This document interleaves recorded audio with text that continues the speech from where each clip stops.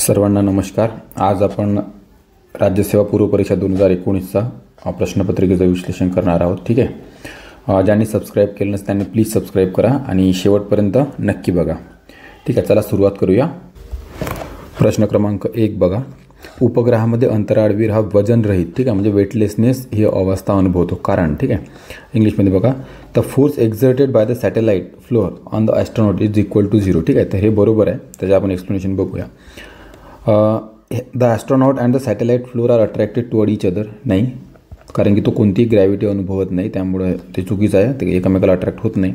He is not attracted by any gravitational force, ठीक आहे, तर हे बरोबर आहे। ठीक आहे, तर याचं जे उत्तर आहे ते ओनली ए अँड सी। ठीक आहे, त्याचं उत्तर 3 आहे, पण आयोगाने याचं उत्तर 4 दिलेलं आहे, जे की चुकीचं आहे सरासर। ठीक आहे, त्याचं उत्तर 3 आहे, लक्षात ठेवा। पुढे आलं तरी जेव्हा आपण ऑब्जेक्शन घेऊ तेव्हा याचं उत्तर ते 3च येणार। ठीक आहे, आता बघा, ॲस्ट्रॉनॉट ते सॅटेलाईटमध्ये काय होतं, आपली ही अर्थ आहे, ठीक आहे, अर्थ आहे, तर सॅटेलाईट इथे असतात। सॅटेलाईट काय करतं, ते रिव्हॉल्विंग अराउंड द अर्थ, ठीक आहे, अर्थच्या भोवताल सॅटेलाईट हे फिरत असतं। सॅटेलाईट अर्थच्या भोवती फिरत असल्याने काय होतं, तर त्याच्यावर पृथ्वीची जे ग्रॅव्हिटेशनल फोर्स आहे, ठीक आहे, जे FG हे त्याच्यावर रिॲक्ट होतं, ठीक आहे, FG। पण त्याच वेळेस हे इकडे घुमत असताना याला सेंट्रीफ्युगल फोर्स याचावाला बाहेरच्या दिशेने रिॲक्ट होत असतं, ठीक आहे, सेंट्रीफ्युगल फोर्स। ठीक आहे, तर आता बघा, जेव्हा हा फिरत असतो तेव्हा याचा जो ग्रॅव्हिटेशनल फोर्स आहे म्हणजे FG तो या डायरेक्शननी अट्रॅक्ट होतो, कारण की ग्रॅव्हिटेशनमुळं तो इकडे अट्रॅक्ट होण्याचा प्रयत्न करतो। हा झाला FG, हा आतल्या साईडला, आणि फिरत असल्यामुळं आपण बघा कोणती गोष्ट जोरजोरानं फिरवतो तर त्याचा जो सेंट्रीफ्युगल फोर्स आहे तो बाहेरच्या दिशेने अट्रॅक्ट होतो। तर हा एक अंदरच्या दिशेने आणि एक बाहेरच्या दिशेने, त्यामुळं काय होतं, तर हे दोन्ही न्यूट्रल। ठीक आहे, तर जसं FG आणि FC, ठीक आहे, सेंट्रीफ्युगल फोर्स आणि ग्रॅव्हिटेशनल फोर्स हे दोघं एकामेकाला नेट 0 करतात। ठीक आहे, तर हा जो नेट फोर्स होतो तो 0 होतो। ठीक आहे, तर त्या कारणानं इथे सॅटेलाईटवर नेट फोर्स ॲक्ट जो होतो तो 0 होतो। ठीक आहे, म्हणून सॅटेलाईटवर जो ॲस्ट्रॉनॉट असतो तो 0 ग्रॅव्हिटी एक्सपिरियन्स करत असतो। ठीक आहे, आणि त्याला जो ॲस्ट्रॉनॉट असतो तो त्याला कोणतीही गोष्ट अट्रॅक्ट करत नाही। ठीक आहे, म्हणजे सॅटेलाईट वगैरे अट्रॅक्ट करत आहे, त्यामुळे जो बी सेंटेन्स आहे हा चुकीचा आहे आणि ए आणि सी हा करेक्ट आहे। ठीक आहे, तर दुसरा प्रश्न बघा, in electronic communication system digital signal, ठीक आहे, तर डिजिटल सिग्नल काय असतं ते बघा। Digital signal do not provide a continuous set of values, ठीक आहे, तर बरोबर आहे। Represent values as a discrete step, ते पण बरोबर आहे। युटिलाइज बायनरी सिस्टम, ठीक आहे, बायनरी सिस्टम काय असते ते पण बरोबर। युटिलाइज डेसिमल ॲज वेल ॲज बायनरी, नाही, ठीक आहे, फक्त तो बायनरी सिस्टम यूज करतो, डेसिमल सिस्टम यूज करत नाही। ठीक आहे, डिजिटल सिग्नलमध्ये। आता बघा, त्यामुळे याचं उत्तर जे आहे ते 3 येतं। ठीक आहे, आता इथे बघा डायग्राममध्ये हे जे आहे ॲनालॉग सिग्नल आहे। ठीक आहे, तर ॲनालॉग सिग्नल बघा, ठीक आहे, ते कंटिन्युअस आहे आणि ते त्याची व्हॅल्यू किती पण राहू शकतं। ठीक आहे, इथं पण जाऊ शकतं, इथं पण जाऊ शकतं, ते इथून पण रिव्हर्स होऊ शकतं, कुठून पण रिव्हर्स होऊ शकतं। ठीक आहे, इथून पण होऊ शकतं, वर जाऊ शकतं, किती खाली जाऊ शकतं। तर हे ॲनालॉग सिग्नल आहे, ते कंटिन्यूस असतात। ठीक आहे, आणि त्याची फायनाईट नंबर ऑफ व्हॅल्यूज असतात, म्हणजे त्याची आपण मोजू शकत नाही इतक्या व्हॅल्यूज असतात। पण ते डिजिटल सिग्नलमध्ये बघा, याच्यात इन्फायनाईट व्हॅल्यूज असतात। ठीक आहे, त्याच्यात फायनाईट असतात। फायनाईट म्हणजे फक्त 1 and 0, ठीक आहे, जसं आता 1 आणि 0, 1 आणि 0, ठीक आहे, त्याच्यामध्ये तुम्हाला 2च व्हॅल्यू भेटेल, 1 आणि 0, तर याला म्हणतात बायनरी सिस्टम। ठीक आहे, बायनरी म्हणजे 2च व्हॅल्यूज येतात मिळतात। ठीक आहे, तर बायनरी सिस्टम। ठीक आहे, तर ॲनालॉग सिग्नल कंटिन्युअस वेव्ह असतात। ठीक आहे, डिजिटल सिग्नल डिस्क्रीट असतात, डिस्क्रीट म्हणजे कंटिन्युअस नसतात। ठीक आहे, तुटक फुटक असतात, आणि it can have only a limited number of defined value, म्हणजे 1 आणि 0, त्यालाच म्हणतात बायनरी सिस्टम। ठीक आहे, आता बघा, इथे बघा की ॲनालॉग सिग्नल कंटिन्यूस असतात, डिजिटल सिग्नलच्या त्या डिस्क्रीट असतात, त्या कंटिन्यूस नसतात। डिफाईन रेंज ऑफ व्हॅल्यूज म्हणजे किती पण, याच्यात इन्फायनाईट रेंज ऑफ व्हॅल्यूज म्हणजे किती पण व्हॅल्यू असतात, पण याच्यात फायनाईट, ठीक आहे, फक्त 2च व्हॅल्यू असतात, 0 किंवा 2। मोर एक्झॅक्ट व्हॅल्यूज, त्याच्यामध्ये काय more exact but more difficult to work with, आता याच्यामध्ये एकदम एक्झॅक्ट व्हॅल्यू भेटतात आपल्याला। ठीक आहे, पण याच्यामध्ये एक्झॅक्ट ॲनालॉगसारखं एक्झॅक्ट भेटत नाही, पण वर्क करायला एकदम इझी आहे। ठीक आहे, इझियर टू वर्क, तर हे लक्षात ठेवा। ठीक आहे, ॲनालॉग आणि डिजिटल सिग्नल। डिजिटल आला की एकदम लक्षात ठेवायचं, हे बॉक्स टाईप आपलं असं म्हणतात, 0 आणि 1च्या व्हॅल्यूज ते मिळतात फक्त आपल्याला, आणि ॲनालॉग आलं तर ते सायनच एकदम कंटिन्युअस कशा पण। ठीक आहे, पुढे बघा, हा प्रश्न बघा तिसरा, energy of the electron revolving around the nucleus in a second orbit. ठीक आहे, सेकंड ऑर्बिटची तुम्हाला एनर्जी दिली आहे किती, -3.4 इलेक्ट्रॉन व्होल्ट। ठीक आहे, आता बघा ही सेकंड ऑर्बिटची दिली आहे, what is the energy in third orbit. आता थर्ड ऑर्बिटची आपल्याला एनर्जी विचारली आहे. तर ऑर्बिटमधला एनर्जीचा फॉर्म्युला आहे तो लक्षात ठेवा. बघा, energy in nth orbit is equal to K Z square divided by N square. ठीक आहे, झेड काय आहे तर ॲटॉमिक नंबर आणि एन नंबर ऑफ ऑर्बिट. ठीक आहे. आता बघा, आपल्याला दुसऱ्या सेकंड ऑर्बिटची एनर्जी दिलेली आहे. म्हणजे आता इथे N is equal to second जर घेतला तर दुसऱ्या ऑर्बिटची एनर्जी दिलेली आहे. म्हणजेच आपल्याला असं म्हणू शकतो आपण की -3.4 electron volt is equal to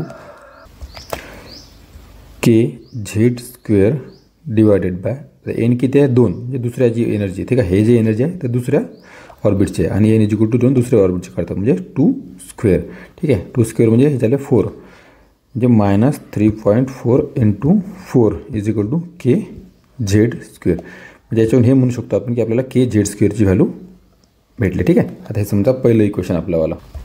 आता आपल्याला एनर्जी इन थर्ड ऑर्बिटची एनर्जी काढायची आहे. ठीक आहे, energy in N is equal to third म्हणजे थर्ड ऑर्बिटची एनर्जी काढायची आहे is equal to K Z square divided by N square. तर पण एन आता आपल्याला 3 राहील आपल्याला. ठीक आहे, म्हणजे 3 square is equal to K Z square divided by 9. ठीक आहे. आता आपल्याला के झेडची व्हॅल्यू माहिती आहे. ठीक आहे, के झेडची व्हॅल्यू किती आहे आपल्याकडे -3.4 × 4 डिवायडेड बाय 9. आता याला तुम्ही सॉल्व केलं. आता याला सॉल्व केलं तर तुमचं उत्तर येईल -1.51 इलेक्ट्रॉन वोल्ट. ठीक आहे, तर हे तुमचं उत्तर येतं. ठीक आहे, एकदम सोपं आहे. याचं उत्तर 3 येईल. ठीक आहे, -1.51 इलेक्ट्रॉन वोल्ट. ठीक आहे, -1.51 इलेक्ट्रॉन वोल्ट हे तुमचं उत्तर आहे. तेवढं सोपं आहे, फक्त तुम्हाला फॉर्म्युला लक्षात पाहिजे. फॉर्म्युला लक्षात ठेवा. ठीक आहे, पुढचा प्रश्न बघा. चौथा प्रश्न बघा, optical fibre is based on which of the following principle. ठीक आहे, हा भरपूरदा रिपीट झालेला प्रश्न आहे. आता बघा, ऑप्टिकल फायबर म्हणजे काय होतं की ऑप्टिकल फायबर आजकाल बघा वायर वगैरे वापरत जे एका जागेवरून दुसऱ्या जागेवर सिग्नल नेण्यासाठी किंवा एनर्जी ट्रान्समिट करण्यासाठी आजकाल ऑप्टिकल फायबरचा उपयोग होतो. ठीक आहे, एकदम हे ऑप्टिकल फायबर अशा प्रकारे असतं. ते वर 2-3 लेअर असतात आणि घालून काय होतं, इथून लाईटचा उपयोग केला जातं. लाईट्स, ठीक आहे, लाईट एनर्जी पास करून असं ते टोटल इंटरनल रिफ्लेक्शन म्हणजे हे ते इन्सिडेंट होतं, इथून हे रिफ्लेक्ट होतं, इथून ते. ठीक आहे, तर याला आतल्या आत जे रिफ्लेक्शन होतं, ठीक आहे, त्याला काय म्हणतं टोटल इंटरनल रिफ्लेक्शन.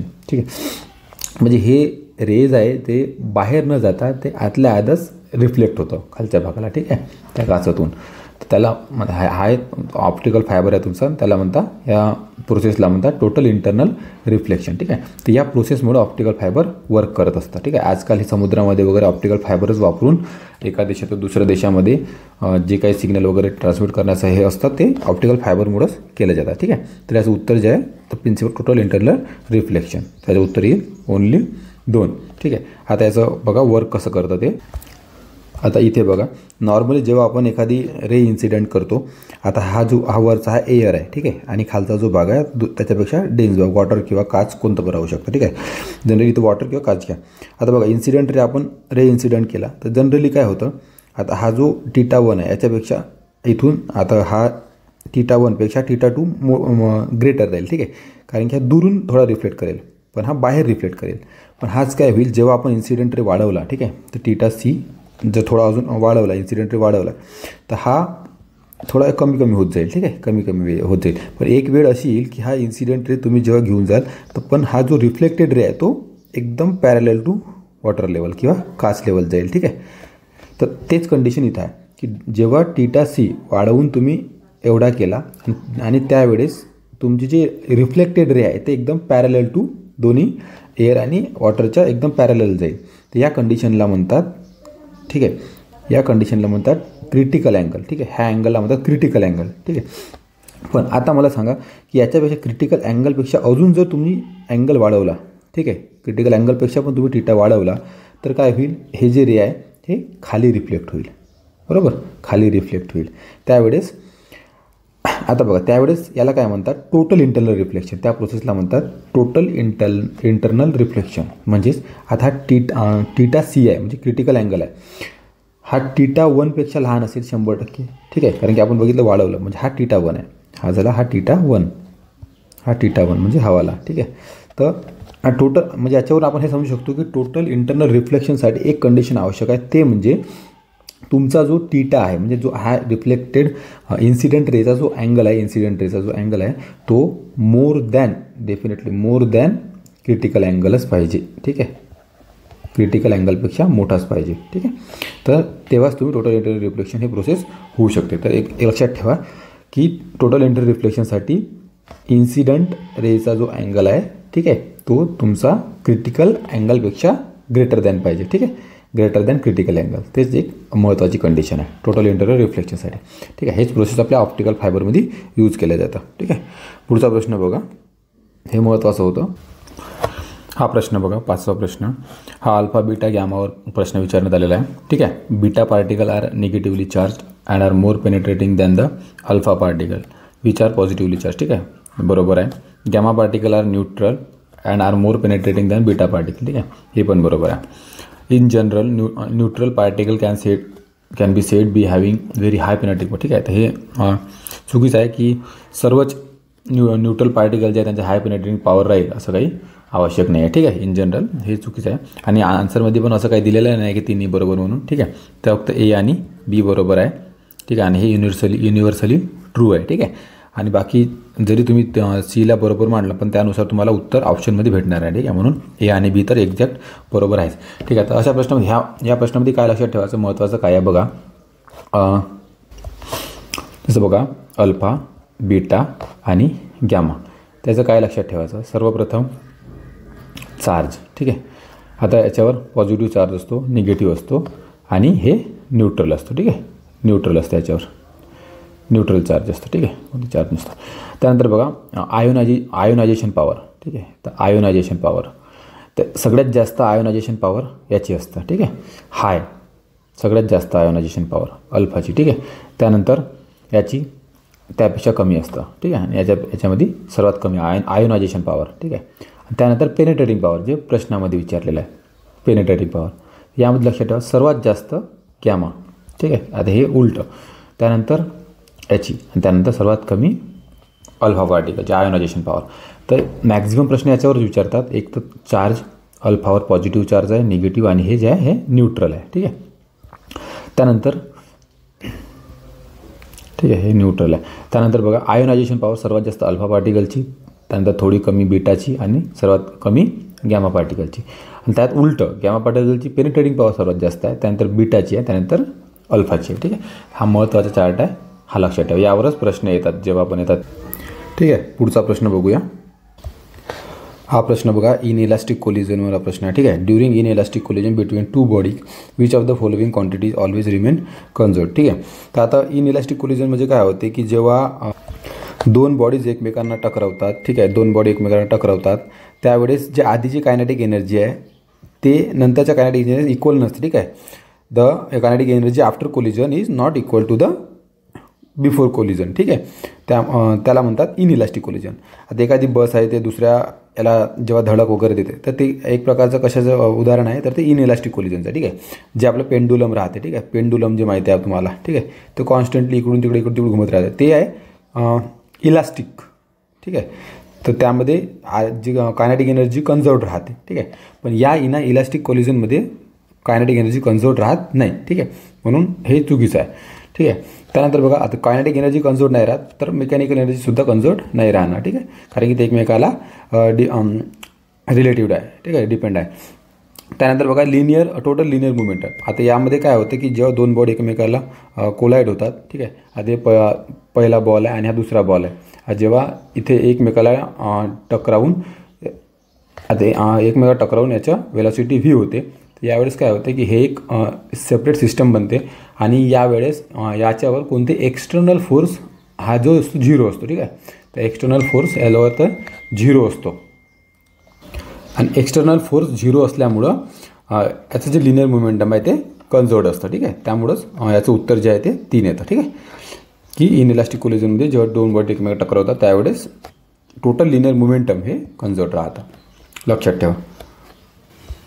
पुढील प्रश्न बघा, कोणत्या जनुकीय रूपांतरित पिकामध्ये जनुकीय अभियांत्रिकी तंत्रज्ञाने अजीवनसत्व निर्माण करणारे 3 जनुकीय घातली आहे. ठीक आहे, name the transgenic crop in which 3 genes, म्हणजे त्याच्यामध्ये 3 जीन्स सिंथेसिस करून टाकलेले आहे म्हणतात. ठीक आहे, synthesis of vitamin A are introduce through the technique of genetic engineering. ठीक आहे, आता याचं उत्तर बघा, याचं उत्तर गोल्डन राईस आहे. तर काय मागं खूप मोठी न्यूज होती, काय झालं होतं की आपला जो साधा राईस आहे. ठीक आहे, एक व्हेरायटी आहे राईस, त्या व्हेरायटीचं नाव आहे ओरिझा सटायवा, ठीक आहे, सटायवा.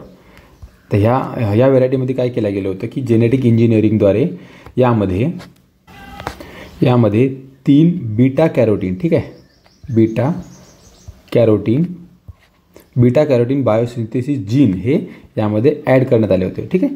3 बीटा कॅरोटीन बायोसिंथेसिस जीन्स ते यामध्ये ओरिझा सटायवा या व्हेरायटीमध्ये ॲड करण्यात आले होते आणि त्यालाच म्हणतात की गोल्डन राईस, ठीक आहे. त्याचे फायदे काय होते? हे जे गोल्डन राईस आहे ते रिच इन विटॅमिन ए आहे, ठीक आहे.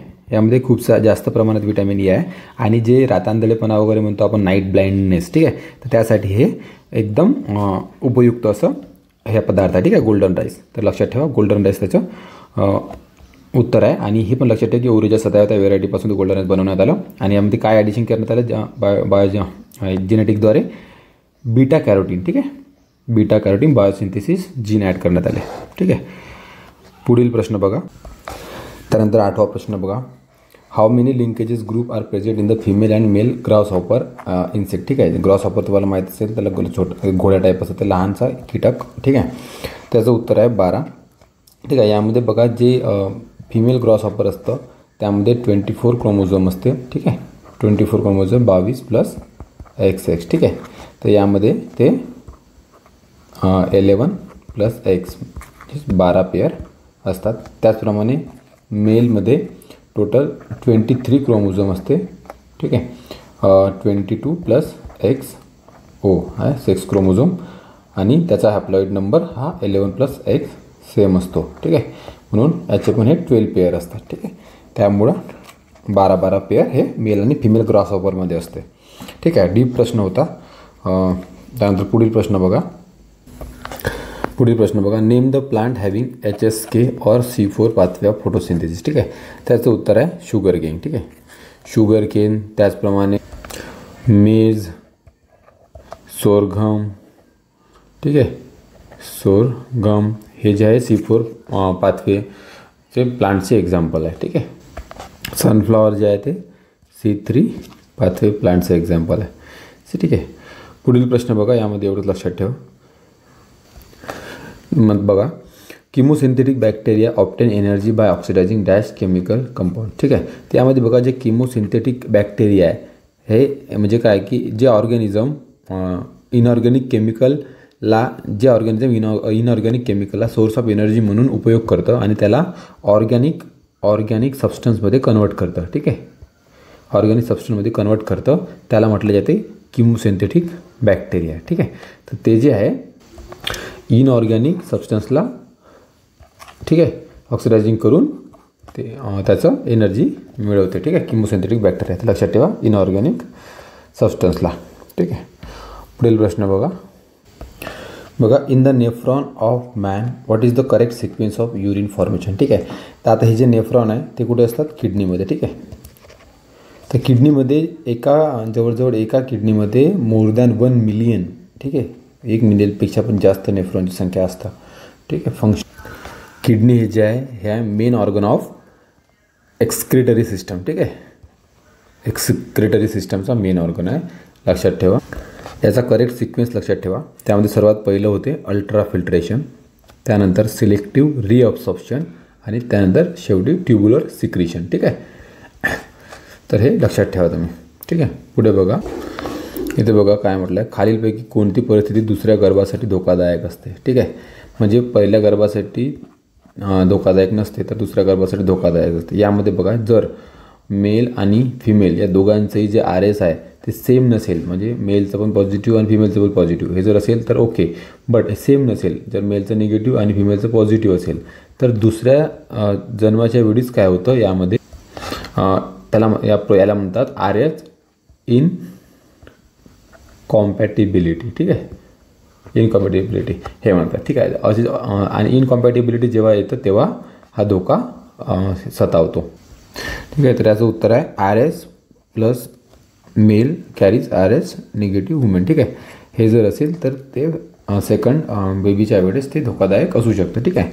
पण इथं बघा, इथं सेकंड याच्यामध्ये RH निगेटिव्ह मेल आणि RH पॉझिटिव्ह मेल. ठीक आहे, हे नाही आहे. ठीक आहे, हे लक्षात ठेवा की मेलचं पॉझिटिव्ह जर असेल आणि ह्युमन RH निगेटिव्ह असेल तर ते धोकादायक असतं. ठीक आहे, हे तुम्ही पाठांतर करून ठेवा. ठीक आहे. पुढचा प्रश्न बघा. यामध्ये बघा रेस्पिरेटरी पिगमेंट दिलं आहे आणि कोणत्या ॲनिमल ग्रुपचा आहे ते विचारलेलं आहे. ठीक आहे. त्यामध्ये बघा जे हिमोग्लोबिन आहे. ठीक आहे, तर हिमोग्लोबिन आपल्याला माहीत आहे जे वर्टिब्रेट्स या ॲनिमल किंगडमचं ते रेस्पिरेटरी पिगमेंट आहे. त्याच्यात बघा क्लोरोक्लोरिन. ठीक आहे, हे जे आहे ते ॲनेलिडाचं आहे. ठीक आहे. त्यानंतर बघा हेमेरिथ्रिन. ठीक आहे, हेमेरिथ्रिन हे जे आहे ते लिंगुलाचं आहे आणि हेमोसायनिन मोलस्काचं आहे. ठीक आहे, ते लक्षात ठेवा. याप्रमाणे याचं उत्तर जे आहे ते आपलं 2 याचं उत्तर येतं. ठीक आहे, लक्षात सुद्धा. पुढे बघा, यामध्ये म्हटलं आहे consider the following statement about sliding filament theory. ठीक आहे, स्लायडिंग फिलामेंट थेरी जी मसल कॉन्ट्रॅक्चरबद्दल सांगते. ठीक आहे. This theory explain the modern concept of muscle contraction. ठीक आहे, तर हे एकदम बरोबर आहे. This theory was put forward by the Huxley and, हे कुठेही पुस्तकात दिलेलं नाही पण ते पण बरोबर आहे. ठीक आहे, त्याचं उत्तर आहे both A and B are correct. ठीक आहे. 15वा प्रश्न बघा. During calcination process only CO2 is given out. ठीक आहे, only H2O from hydrate is given out. तर याचं उत्तर आहे 3, 1 and 2 depending on type of ore. ठीक आहे, आता हे डिपेंड करते की तो कोणत्या टाईपचा ओअर आहे. ठीक आहे. आता कॅल्सिनेशन प्रोसेस म्हणजे काय होते की एखाद्या मेटलचा जो ओअर असतो त्याला एकदम हाय टेम्परेचरवर हीट केलं जातं in the absence of air और ऑक्सिजन. ठीक आहे, ऑक्सिजन अब्सेन्स ऑफ एअर, हाय टेम्परेचरवर त्या ओअरला हीट केलं जातं. त्यावेळेस त्यामधले मॉइश्चर, वॉटर आणि इतर इम्प्युरिटीज वगैरे आहे ते काढल्या जातात. त्याच प्रोसेसला कॅल्सिनेशन प्रोसेस असं म्हणतात. ठीक आहे, तर ते ओव्हरवर डिपेंड करते की त्यामधून CO2 गिवन आउट होते की H2O गिवन आउट होते. ठीक आहे. पुढे बघा, इथे विचारलेलं आहे 16व्यामध्ये की हरित रसायनशास्त्र म्हणजे काय होतं. ठीक आहे. आता बघा याचं उत्तर जे आहे ते 4 आहे. बिनविषारी द्रव्य आणि द्रव्ये वापरून पर्यावरणपूरक उत्पादने तयार करणे. बरोबर, पर्यावरणपूरक, त्याचं उत्तर हे आहे. Use of non toxic reagent and solvent to produce environment friendly. ठीक आहे, शब्दामध्येच तुम्हाला दिसून येईल की हरित रसायनशास्त्राचा त्यामध्ये उल्लेख केला गेलेला आहे. पुढील प्रश्न बघा. 17वा प्रश्न बघा. Which of the following is not a Lewis acid. ठीक आहे, तर यामध्ये याचं उत्तर आहे की बेरियम क्लोराईड. ठीक आहे, बेरियम क्लोराईड जे आहे ते लुईस ॲसिड नाही. लुईस ॲसिड म्हणजे काय होते की बेरियम क्लोराईड काय करतं की त्याची ऑक्टेट जे आहे, ठीक आहे, ऑक्टेट ते कंप्लीट फॉर्म करतात. ठीक आहे, कंप्लीट फॉर्म करतं. त्याच्यामध्ये जे बेरियम जे आहे ते 2 इलेक्ट्रॉन लॉस करतं आणि क्लोरीन जे आहे ते 1 इलेक्ट्रॉन गेन करतं. ठीक आहे, 1 इलेक्ट्रॉन गेन करतं आणि त्यामुळे त्याची जे ऑक्टेट आहे, ठीक आहे, ऑक्टेट आहे ते कंप्लीट फॉर्म होतं आणि त्यामुळं जे बेरियम क्लोराईड आहे ते दुसऱ्याला एक पण इलेक्ट्रॉन किंवा ते देऊ शकत नाही. ठीक आहे, म्हणून ते लुईस ॲसिड नाही. लुईस ॲसिड ते असते की जे दुसऱ्या बेसला इलेक्ट्रॉन वगैरे ते शेअरिंग करत असतात. ठीक आहे, तर ते लक्षात ठेवा, बेरियम क्लोराईड. पुढचा प्रश्न बघा. 18वा प्रश्न यामध्ये म्हटलं की the following which of the following are some of the properties of colloidal solutions. ठीक आहे, कोलायडल सोल्युशन कोणते प्रॉपर्टीज आहे. तर कोलायडल सोल्युशन तुम्ही बघितलं असेल खूप वेळेस. त्यामध्ये ज्या प्रॉपर्टीज मिळतात ते एक टिंडल इफेक्ट आणि दुसरं ब्राउनियन मोशन. ठीक आहे, ह्याचं काही संबंध नाही अंडर ऑफ फोर्स आणि मॅक्सिमम डिस्ट्रीब्युशनच्या. तर टिंडल इफेक्ट आणि ब्राउनियन मोशन ह्या 2 प्रॉपर्टीज पाहायला मिळतं तुम्हाला कोलायडल सोलमध्ये. ठीक आहे, जेव्हा तुम्ही पाण्यामध्ये साखर वगैरे मिक्स करता किंवा त्यामध्ये दुसरा एखादा होमोजिनियस पदार्थ मिक्स केला त्यामध्ये तुम्ही ते टॉर्च वगैरे मारून पाहिला त्यामध्ये बघा एकदम डिस्पर्शन ऑफ लाईट दिसून तुम्हाला टिंडल इफेक्ट पाहायला मिळतं. ठीक आहे, आणि एकदम स्मॉल पार्टिकलची मोशन पाहायला मिळतं, त्याला ब्राउनियन मोशन असं म्हणतात. ठीक आहे, तर दोन्ही प्रॉपर्टीज तुम्हाला कोलायडल सोल्युशनमध्ये पाहायला मिळतात. तर लक्षात ठेवायचं उत्तर जे आहे ते A आणि B 2 आहे. पुढील प्रश्न बघा. Which of the following statements are correct. ठीक आहे, HF and H2O are polar molecules. ठीक आहे, हे बरोबर आहे, हे दोन्ही पोलर मॉलिक्युल आहे. CH4 and CO2 are non polar molecule. ठीक आहे, हे पण बरोबर आहे. त्यानंतर बघा CO2 and SO2 are non polar molecule. तर हे चुकीचं सेंटेन्स आहे. ठीक आहे, त्यामुळं A आणि B याचं उत्तर येतं. यामध्ये SO2 जे आहे ते पोलर आहे आणि CO2 वाटल्यास नॉन पोलर आहे. ठीक आहे, त्यामुळे याचं उत्तर जे आहे ते A आणि B येतं. पोलर मॉलिक्युलच्या मध्ये एकदम स्ट्रॉंगेस्ट फोर्स असतो आणि नॉन पोलर मॉलिक्युलच्या मध्ये वीक फोर्स, ठीक आहे, किंवा ते van der Waals force is not van der force of अट्रॅक्शनने ते बांधलेले असतात, पण यामध्ये स्ट्रॉंगेस्ट फोर्स असतो पोलर मॉलिक्युलमध्ये, ठीक आहे, लक्षात असू. पुढचा प्रश्न बघा. Which of the following reactants can be used to prepare ammonia, ठीक आहे. तर यामध्ये बघा तिन्ही पण याचा उपयोग अमोनिया बनवण्यासाठी तिन्ही रिॲक्टंटचा उपयोग केला जातो, ठीक आहे. त्याचं उत्तर 4 येतं. प्रथम बघा, तर हे बघा रिॲक्शन 2NH4Cl + CaHO2 हे जेव्हा रिॲक्टंट मिक्स होतात त्यामुळं CaCl2 आणि 2H2 सोबत अमोनिया, ठीक आहे, 2 अमोनियातून बाहेर पडतं. नंतर N2 आणि 3H2 घेतलं तर 2NH3 अमोनिया बाहेर पडतं आणि CCN2 H2O CA calcium carbonate plus ammonia बाहेर पडतं, ठीक आहे. त्यामुळे त्याचं उत्तर 3 त्याचं उत्तर आहे, ठीक आहे. हेबर प्रोसेस जे आहे, ठीक आहे, हेबर प्रोसेस लक्षात ठेवा. हेबर प्रोसेस का त्याबद्दल विचारू शकतं तर फॉर्मेशन ऑफ अमोनिया एकदम बेस्ट कॉमन मेथड आहे अमोनिया प्रोडक्शनसाठी, ठीक आहे. त्यानंतर आता पॉलिटीचे प्रश्न बघा. प्रश्न क्रमांक 21 बघा. भारतीय स्वातंत्र्य कायदा 1947 मध्ये संविधान सभेच्या स्थानामध्ये झालेल्या बदलाबाबत खालील विधाने विचारात घ्या, ठीक आहे. म्हणजे आपली संविधान सभा आधी स्थापन झाली होती. संविधान सभा कधी स्थापन करण्यात आली होती तर 9 नोव्हेंबर 1946, ठीक आहे, तारीख लक्षात ठेवा. जेव्हा संविधान सभा स्थापन करण्यात आली होती त्यावेळेस जे एल्डेस्ट मेंबर होते आपले सच्चिदानंद सिन्हा, ठीक आहे, सच्चिदानंद सिन्हा, तर त्यांना टेम्पररी प्रेसिडेंट म्हणून सभेचे टेम्पररी प्रेसिडेंट म्हणून बसवण्यात आलं होतं आणि नंतर फुल टाईम प्रेसिडेंटची नियुक्ती करण्यात आली होती, ठीक आहे. तर बघा 1947 नंतर कायदा झाला आणि त्या कायद्यामुळे संविधान सभेमध्ये काही बदल झाले होते, ठीक आहे. संविधान सभा पूर्ण सार्वभौम संस्था बनली होती, हे एकदम बरोबर आहे, ठीक आहे. तर त्याआधी सार्वभौम नव्हती, नंतर पूर्ण सार्वभौम बनली होती. स्वतःचे ते जे काही निर्णय वगैरे स्वतः पूर्ण घेऊ शकत होते, ठीक आहे. संविधान सभा ही स्वतंत्र भारताची पहिली संसद बनली, ठीक आहे, ते पण एकदम बरोबर आहे. जेव्हा संविधान सभा विधिमंडळ संस्था म्हणून भरत असे तेव्हा त्याच्या अध्यक्षस्थानी डॉक्टर राजेंद्र प्रसाद असत, ठीक आहे, ते चुकीचं आहे. डॉक्टर राजेंद्र प्रसाद कधी असत जेव्हा ते ॲज अ कॉन्स्टिट्युएंट असेंब्ली म्हणून जेव्हा सभा भरत असे तेव्हा राजेंद्र प्रसाद असत आणि जेव्हा ते विधिमंडळ म्हणून संसद म्हणून भरत असे कॉन्स्टिट्युएंट असेंब्ली त्यावेळेस त्याच्या अध्यक्षस्थानी GV मावळणकर हे असत, ठीक आहे, GV मावळणकर, तर ते लक्षात ठेवा, ठीक आहे. यांनी उलटं दिलेलं आहे. संविधान सभेची सदस्य संख्या 389च्या तुलनेने 299 पर्यंत कमी झाली, ठीक आहे, हे पण बरोबर आहे. आता का कमी झाली कारण आपला मुस्लिम प्रदेश जे पाकिस्तान वगैरे झाला त्यामुळं काही ज्या सीट होत्या त्या तिकडे चालल्या गेल्या, त्या जवळजवळ 90 ते 100 सीटा इथं कमी झाल्या होत्या, ठीक आहे. 289वरून 299वर आली होती, ठीक आहे.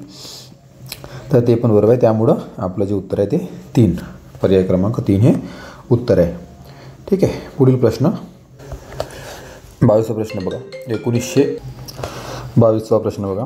1978च्या 44व्या घटनादुरुस्ती अधिनियमात राष्ट्रीय आणीबाणीच्या संदर्भात खालीलपैकी कोणती तरतूद केलेली नाही, ठीक आहे, नाही ते आपल्याला ओळखायचं आहे. कॅबिनेटच्या लेखी शिफारशीशिवाय राष्ट्रपती राष्ट्रीय आणीबाणी घोषित करू शकणार नाही, ठीक आहे, हे बरोबर आहे.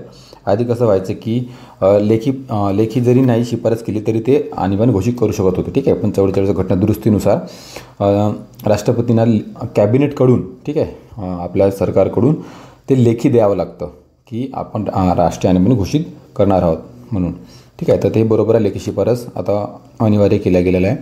त्यानंतर अंतर्गत अशांतता याऐवजी सशस्त्र बंडाळी हा शब्दप्रयोग करण्यात आला, ठीक आहे, हे पण बरोबर आहे. आधी इंटरनल डिस्टर्बन्स मुळे नॅशनल इमर्जन्सी लावण्यात येत होती, पण ते आता इंटरनल डिस्टर्बन्स हा शब्द काढून आर्म रिबेलियन हा शब्द टाकण्यात आलेला आहे, ठीक आहे, सशस्त्र बंडाळी. अनुच्छेद 19 खाली असलेले 6 मूलभूत अधिकार हे केवळ युद्ध अथवा परकीय आक्रमणाच्या कारणास्तव घोषित करण्यात आलेल्या आणीबाणीत निलंबित करता येतील. सशस्त्र बंडाळीच्या कारणास्तव घोषित करण्यात आलेल्या आणीबाणी निलंबित करता येणार नाही, ठीक आहे. तर हे पण सुद्धा बरोबर आहे. जर संसदेच्या कोणत्याही सभागृहाने आणीबाणीच्या घोषणेला विरोध करणारा अथवा आणीबाणी चालू ठेवण्यास विरोध करणारा ठराव कोणत्याही वेळी मंजूर केला तर राष्ट्रपतीने आणीबाणी मागे घेण्याची घोषणा करणे आवश्यक आहे, हे चुकीचं आहे, ठीक आहे. कारण की ते कोणत्याही सभागृहाने नाही तरी तर लोकसभेने तो पारित करणं आवश्यक आहे आणि हे घटनादुरुस्तीमध्ये नाही, ठीक आहे. 44च्या घटनादुरुस्तीमध्ये ते सांगितलं गेलेलं नाही म्हणून ते तसं पण चुकीचं आहे. ठीक आहे, तर चौथा आपलं उत्तर असेल. पुढील प्रश्न बघा, प्रश्न क्रमांक 23 बघा. मूळच्या राज्यघटनेत उपराष्ट्रपतीची निवड संसदेच्या दोन्ही सभागृहाच्या संयुक्त बैठकीत व्हावी अशी तरतूद होती. ठीक आहे, हे बरोबर आहे. आधी काय होतं की संयुक्त बैठकीमध्ये उपराष्ट्रपतीची निवड व्हायची, पण नंतर ही तरतूद काढण्यात आली आणि स्वतंत्रपणे दोन्ही सभागृहाच्या वेगवेगळ्या याच्यानुसार ते निवड केल्या जातात. 1961च्या 11व्या घटनादुरुस्तीने उपराष्ट्रपतीच्या निवडीची पद्धत बदलण्यात आली. ठीक आहे, आता हे जे 11व्या घटनादुरुस्ती आहे याच्यानुसारच ही पद्धत चेंज करण्यात आली. ठीक आहे, ज्या आधी संयुक्त बैठक होती ते.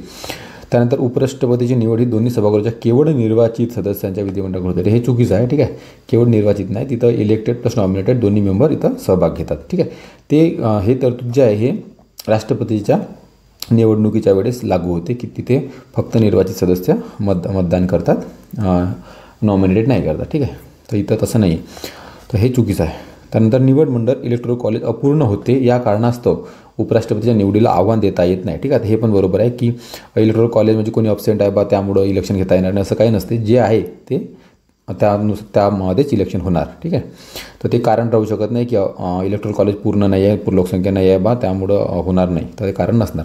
त्यामुळं अ, ब आणि ड बरोबर आहे आणि क हे चुकीचं आहे. तर तुम्ही बघितलं तर 3 याचं उत्तर येते. ठीक आहे, पुढचा प्रश्न बघा, 24वा प्रश्न बघा. महाराष्ट्राच्या राज्यपालाबाबत खालीलपैकी कोणते विधान सत्य आहे? ठीक आहे, सत्य विधान ओळखायचं आहे. ते अँग्लो इंडियन म्हणजेच राज्यपाल ते अँग्लो इंडियन जमातीमधील एकाच विधान परिषदेवर नामनिर्देशित करू शकतात. ठीक आहे, तर हे चुकीचं आहे. ते विधान परिषदेवर नाही तर कॉन्स्टिट्यूशननुसार ते विधान सभा, ठीक आहे, विधानसभेवर नामनिर्देशन करू शकतात. पण ठीक आहे, नंतर सांगतो. ते अँग्लो इंडियन जमातीमधील किमान दोघास विधानसभेवर नामनिर्देशित करू शकतात. ठीक आहे, तर हे पण चुकीचं आहे कारण की 2 नाही तर इथे एकाच विधानसभेवर नामनिर्देशित करू शकतात. ठीक आहे, त्यानंतर त्यांना राज्यघटनेच्या 371(2) अन्वये विशेष जबाबदारी प्रदान करण्यात आलेली आहे. ठीक आहे, तर हे चुकीचं आहे. ठीक आहे, माफ करा, हे बरोबर आहे. ठीक आहे, हे 2 चुकीचे आहे, हे बरोबर आहे. ठीक आहे, 371(2) नुसार त्यांना विशेष जबाबदारी प्रदान करण्यात आलेली आहे काही विशेष स्टेटबद्दल. ठीक आहे, आपल्याला माहीत आहे का 371मध्ये जे काही स्टेट्स दिले आहे विशेष दर्जा प्राप्त त्यांची ते त्याच्यात यादी आहे. त्यानंतर बघा, ते राज्यघटनेच्या अनुच्छेद 31A खाली सक्तीने खाजगी मालमत्ता संपादन करण्यासंबंधीचे विधेयक राष्ट्रपतीच्या विचारात राखून ठेवू शकत नाहीत, तर ते राखून ठेवू शकतात. ठीक आहे, म्हणून हे पण चुकीचं आहे. ठीक आहे, तर हे 3 फक्त यामधलं बरोबर आहे. ठीक आहे, पण बघा आता हे जे आदले सेंटेन्स 1 आणि 2 आहे. ठीक आहे, हे आधी होतं. ठीक आहे, आधी होतं की काय म्हणतात, राज्यपाल एक जागा अँग्लो इंडियनसाठी विधानसभेमध्ये राखून ठेवू शकत होते. ठीक आहे, रिझर्व ठेवू शकत होते. पण ती जे सोय आहे ती 104 अमेंडमेंट, हे लक्षात ठेवा, 104th अमेंडमेंट कॉन्स्टिट्यूशन अमेंडमेंटनुसार हे जे सुविधा आहे ती अँग्लो इंडियनची ती काढून टाकण्यात आली आहे. ठीक आहे, अँग्लो इंडियनची काढून टाकण्यात आली, जे त्यांना हे होतं ते. आणि जे SC/ST जे रिझर्वेशन आहे असेंब्ली आणि लोकसभेमध्ये ते ठेवण्यात आलं. आणि अँग्लो इंडियनला आधी लोकसभेमध्ये 2 सीट प्रेसिडेंट रिझर्व करून ठेवू शकत होते आणि राज्यपाल विधानसभेवर 1. ठीक आहे, प्रत्येक राज्यामध्ये. तर हे दोन्ही ते काढून टाकण्यात आलेलं आहे. ठीक आहे, आता 104 अमेंडमेंटनुसार, तर हे अमेंडमेंट लक्षात ठेवा. ठीक आहे, पुढील प्रश्न बघा. ठीक आहे, इथं म्हटलं आहे की कोणती बाब जुळत नाही ते विचारलं. ठीक आहे, आता पहिलं बघा, 11 डिसेंबर 1946 जवाहरलाल नेहरूंनी संविधान सभेत उद्दिष्टांचा ठराव मांडला. ठीक आहे, आता जो उद्दिष्टांचा ठराव मांडला तो 11 डिसेंबरला नाही तर इथं 13 डिसेंबर आहे. ठीक आहे, हे लक्षात ठेवा. ठीक आहे, ऑब्जेक्टिव्ह रिझॉल्युशन जे आहे ते 13 डिसेंबर 1946ला मांडलं आणि 9 डिसेंबरला संविधान सभेची पहिली बैठक भरवण्यात आली होती. ठीक आहे, तर हे पण लक्षात ठेवा. ठीक आहे, त्यानंतर बघा 29 ऑगस्ट, म्हणजे हे जर एक चुकीचं आहे म्हणजे याचा अर्थ बाकी 3 आपले करेक्ट आहे. 29 ऑगस्ट 1947ला मसुदा समितीची स्थापना झाली होती. ठीक आहे, मसुदा समितीचे अध्यक्ष कोण होते? डॉक्टर बाबासाहेब आंबेडकर. त्यानंतर 26 नोव्हेंबर 1949ला भारतीय जनतेने संविधान स्वीकृत आणि अधिनियमित करून स्वतः प्रत अर्पण केली. ठीक आहे, आपण प्रेमबेलमध्ये पण हे म्हणतो, ते माहितीच आहे आपल्याला. 24 जानेवारी 1950ला संविधान सभेच्या सदस्यांनी अंतिमतः संविधानावर स्वाक्षऱ्या केल्या. ठीक आहे, शेवटची बैठक कधी भरली होती संविधान सभेची? तर ते लक्षात ठेवा, 24 जानेवारी 1950ला. ठीक आहे, आणि ज्या लोकांनी 26 नोव्हेंबरला संविधानाच्या त्या प्रतिवर स्वाक्षऱ्या केला, पण ज्यांनी केलेल्या नव्हत्या त्यांनी 24 जानेवारीला केल्या होत्या. ठीक आहे, तर बाकी 3 बरोबर आहे आणि फक्त 1 चुकलेला होता. पुढे बघा 26वा प्रश्न बघा. राज्य विधिमंडळाने संमत केलेले विधेयक राज्यपाल राष्ट्रपतीच्या विचारार्थ राखून ठेवू शकतात. राष्ट्रपती त्यावर काय प्रक्रिया देतात त्याबद्दल म्हटलेलं आहे. ठीक आहे. राष्ट्रपती विधेयकाला मान्यता देतात अथवा मान्यता राखून ठेवू शकतात. ठीक आहे. कॉमन सेंटेन्स आहे, ते बरोबर आहे. राज्य विधिमंडळाकडे पुनर्विचारार्थ ते विधेयक परत पाठवू शकतात, ते पण बरोबर आहे. ठीक आहे. राष्ट्रपतीकडून परत आलेल्या विधेयकावर राज्य विधिमंडळाने 3 महिन्यात पुनर्विचार केलाच पाहिजे. ठीक आहे. आता एक्स्ट्रीम वर्ड आहे, केलाच पाहिजे.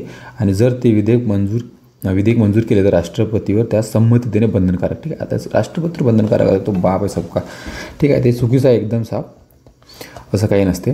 पुनर्विचारार्थ परत आलेले विधेयक जर राज्य विधिमंडळाने पुन्हा मंजूर केले तर राष्ट्रपतीने त्यास 6 महिन्याच्या कालावधी संमती दिली पाहिजे. ठीक आहे. हे सगळं चुकीचं आहे. ठीक आहे. राष्ट्रपतीवर काही कोणी बंधन घालू शकत नाही आणि राज्य विधिमंडळ तर नाहीच नाही. ठीक आहे.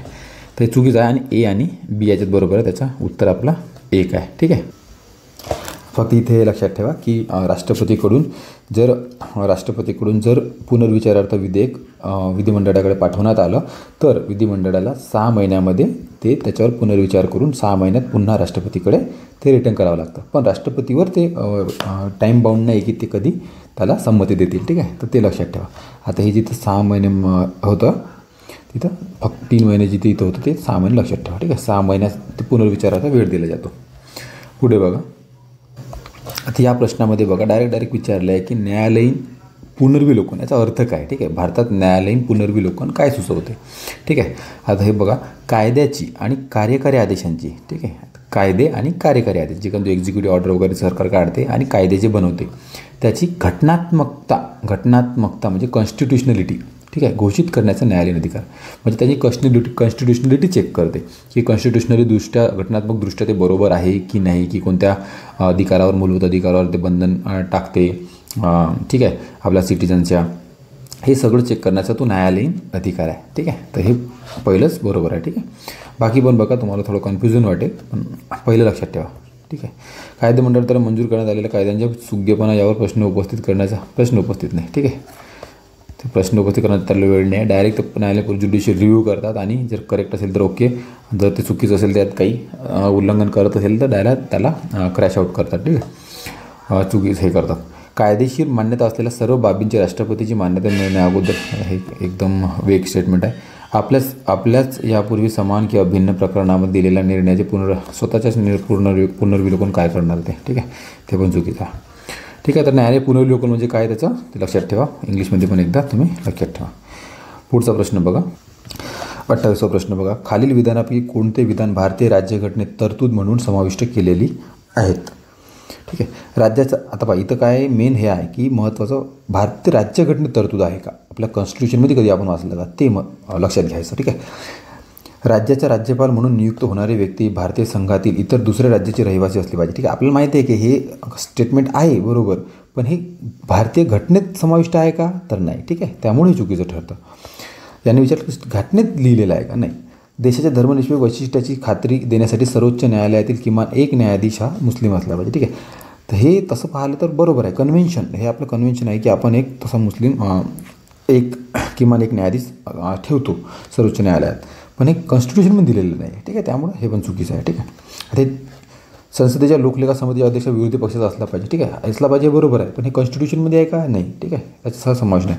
पण हे जे तिन्ही स्टेटमेंट आहे काय आहे हे कन्व्हेन्शनली बरोबर आहे. ठीक आहे. हे ॲज अ कन्व्हेन्शन म्हणून आपण याला स्वीकृत केलं गेलेलं आहे. ठीक आहे. ॲज अ कन्व्हेन्शन हे तिन्ही स्टेटमेंट बरोबर आहे, पण हे कॉन्स्टिट्यूशनमध्ये दिलेलं नाही. ठीक आहे. त्यामुळे ते चुकीचं ठरते. तर इथं महत्त्वाचं लक्ष द्यायचं असतं स्टेटमेंटमध्ये. ठीक आहे. त्यामुळे याचं उत्तर जे आहे ते 3 येते, वरीलपैकी एकही नाही. ठीक आहे.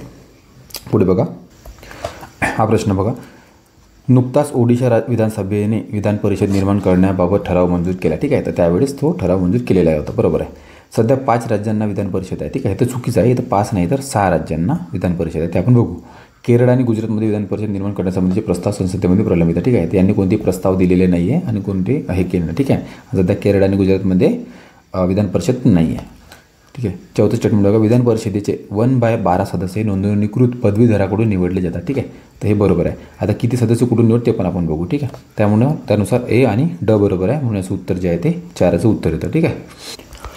या इमेजमध्ये बघा टोटल 6 राज्य आहे जिथे लेजिस्लेटिव्ह काउन्सिल आहे. एक उत्तर प्रदेश, दुसरं बिहार, तिसरं महाराष्ट्र, तेलंगणा 4, आंध्र प्रदेश 5 आणि कर्नाटक 6. ठीक आहे. आधी जम्मू काश्मीरमध्ये होती, पण सध्या जम्मू काश्मीर स्टेट नाही आहे आणि तिथली विधान परिषद बरखास्त करण्यात आली. ठीक आहे. त्यामुळं आधी 7 होते, पण आता 6 राज्य आहे ज्यामध्ये विधान परिषद आहे. ठीक आहे, लक्षात ठेवा. ठीक आहे. त्यानंतर बघा, इथे बघा त्या राज्यामध्ये हे पण महत्त्वाचं, हे पण विचारतात. ठीक आहे, ते हे इम्पॉर्टंट लक्षात ठेवा. त्या राज्यामध्ये किती विधान परिषदेच्या सीट आहे? बघा, आंध्र प्रदेशमध्ये विधान परिषदेच्या 58 सीट आहे. ठीक आहे, सगळ्यात कमी आंध्र प्रदेश आणि बिहार. ठीक आहे, AB लक्षात ठेवायचं. AB आंध्र प्रदेश बिहार. ठीक आहे, त्यामध्ये 58 आहे. महाराष्ट्राचं आपल्याला माहीत असणं एकदम आवश्यक आहे. ठीक आहे, तर 78 हे महाराष्ट्रामध्ये आहे, लक्षात ठेवा. आता महाराष्ट्रामध्ये MLAच्या सीट किती आहे? तर इथं 288 आहे. ठीक आहे, 288 लक्षात ठेवा. याने 288 विधान परिषदेची आपला अँग्लो इंडियनची एक ते सीट दिलेली असते. तर 288 सीट आपल्या महाराष्ट्राच्या आहे. त्यानंतर UPमध्ये 100 सीट्स आहे, MLC सीट्स आहेत. ठीक आहे, तर तुम्ही लक्षात ठेवा. तेलंगणामध्ये 40, सर्वात कमी तेलंगणामध्ये आहे. ठीक आहे, 40 सीटा विधान परिषदेच्या आहे आणि कर्नाटकमध्ये 75 आहे. ठीक आहे, तर हे लक्षात ठेवा. तर बघा, ह्या ज्या सीट दिलेल्या आहे विधानसभेच्या, ठीक आहे, MLA विधानसभेच्या सीट आहे, त्या इन्क्लुडिंग नॉमिनेटेड मेंबर. ठीक आहे, म्हणजे जे एक अँग्लो इंडियनला त्याआधी जे हे होती 104 अमेंडमेंटच्या आधी जे प्रोसिजर होती की एक अँग्लो इंडियन विधान परिषदेवर राज्यपाल नियुक्त करू शकत होते, तर त्यांना मिळून आहे. ठीक आहे, म्हणजे तुम्ही इथून एक मायनस करू शकता. जसं 289 आपल्या महाराष्ट्राचं सांगितलं आहे, तर इथं 288 आहे. ठीक आहे, त्याप्रमाणे 404 आहे, तिथे 403 असेल कदाचित. ठीक आहे, तर बघा कोणते चुकीचं सेंटेन्स आहे आता ते विचारलेलं आहे. ठीक आहे, चुकीचे सेंटेन्स.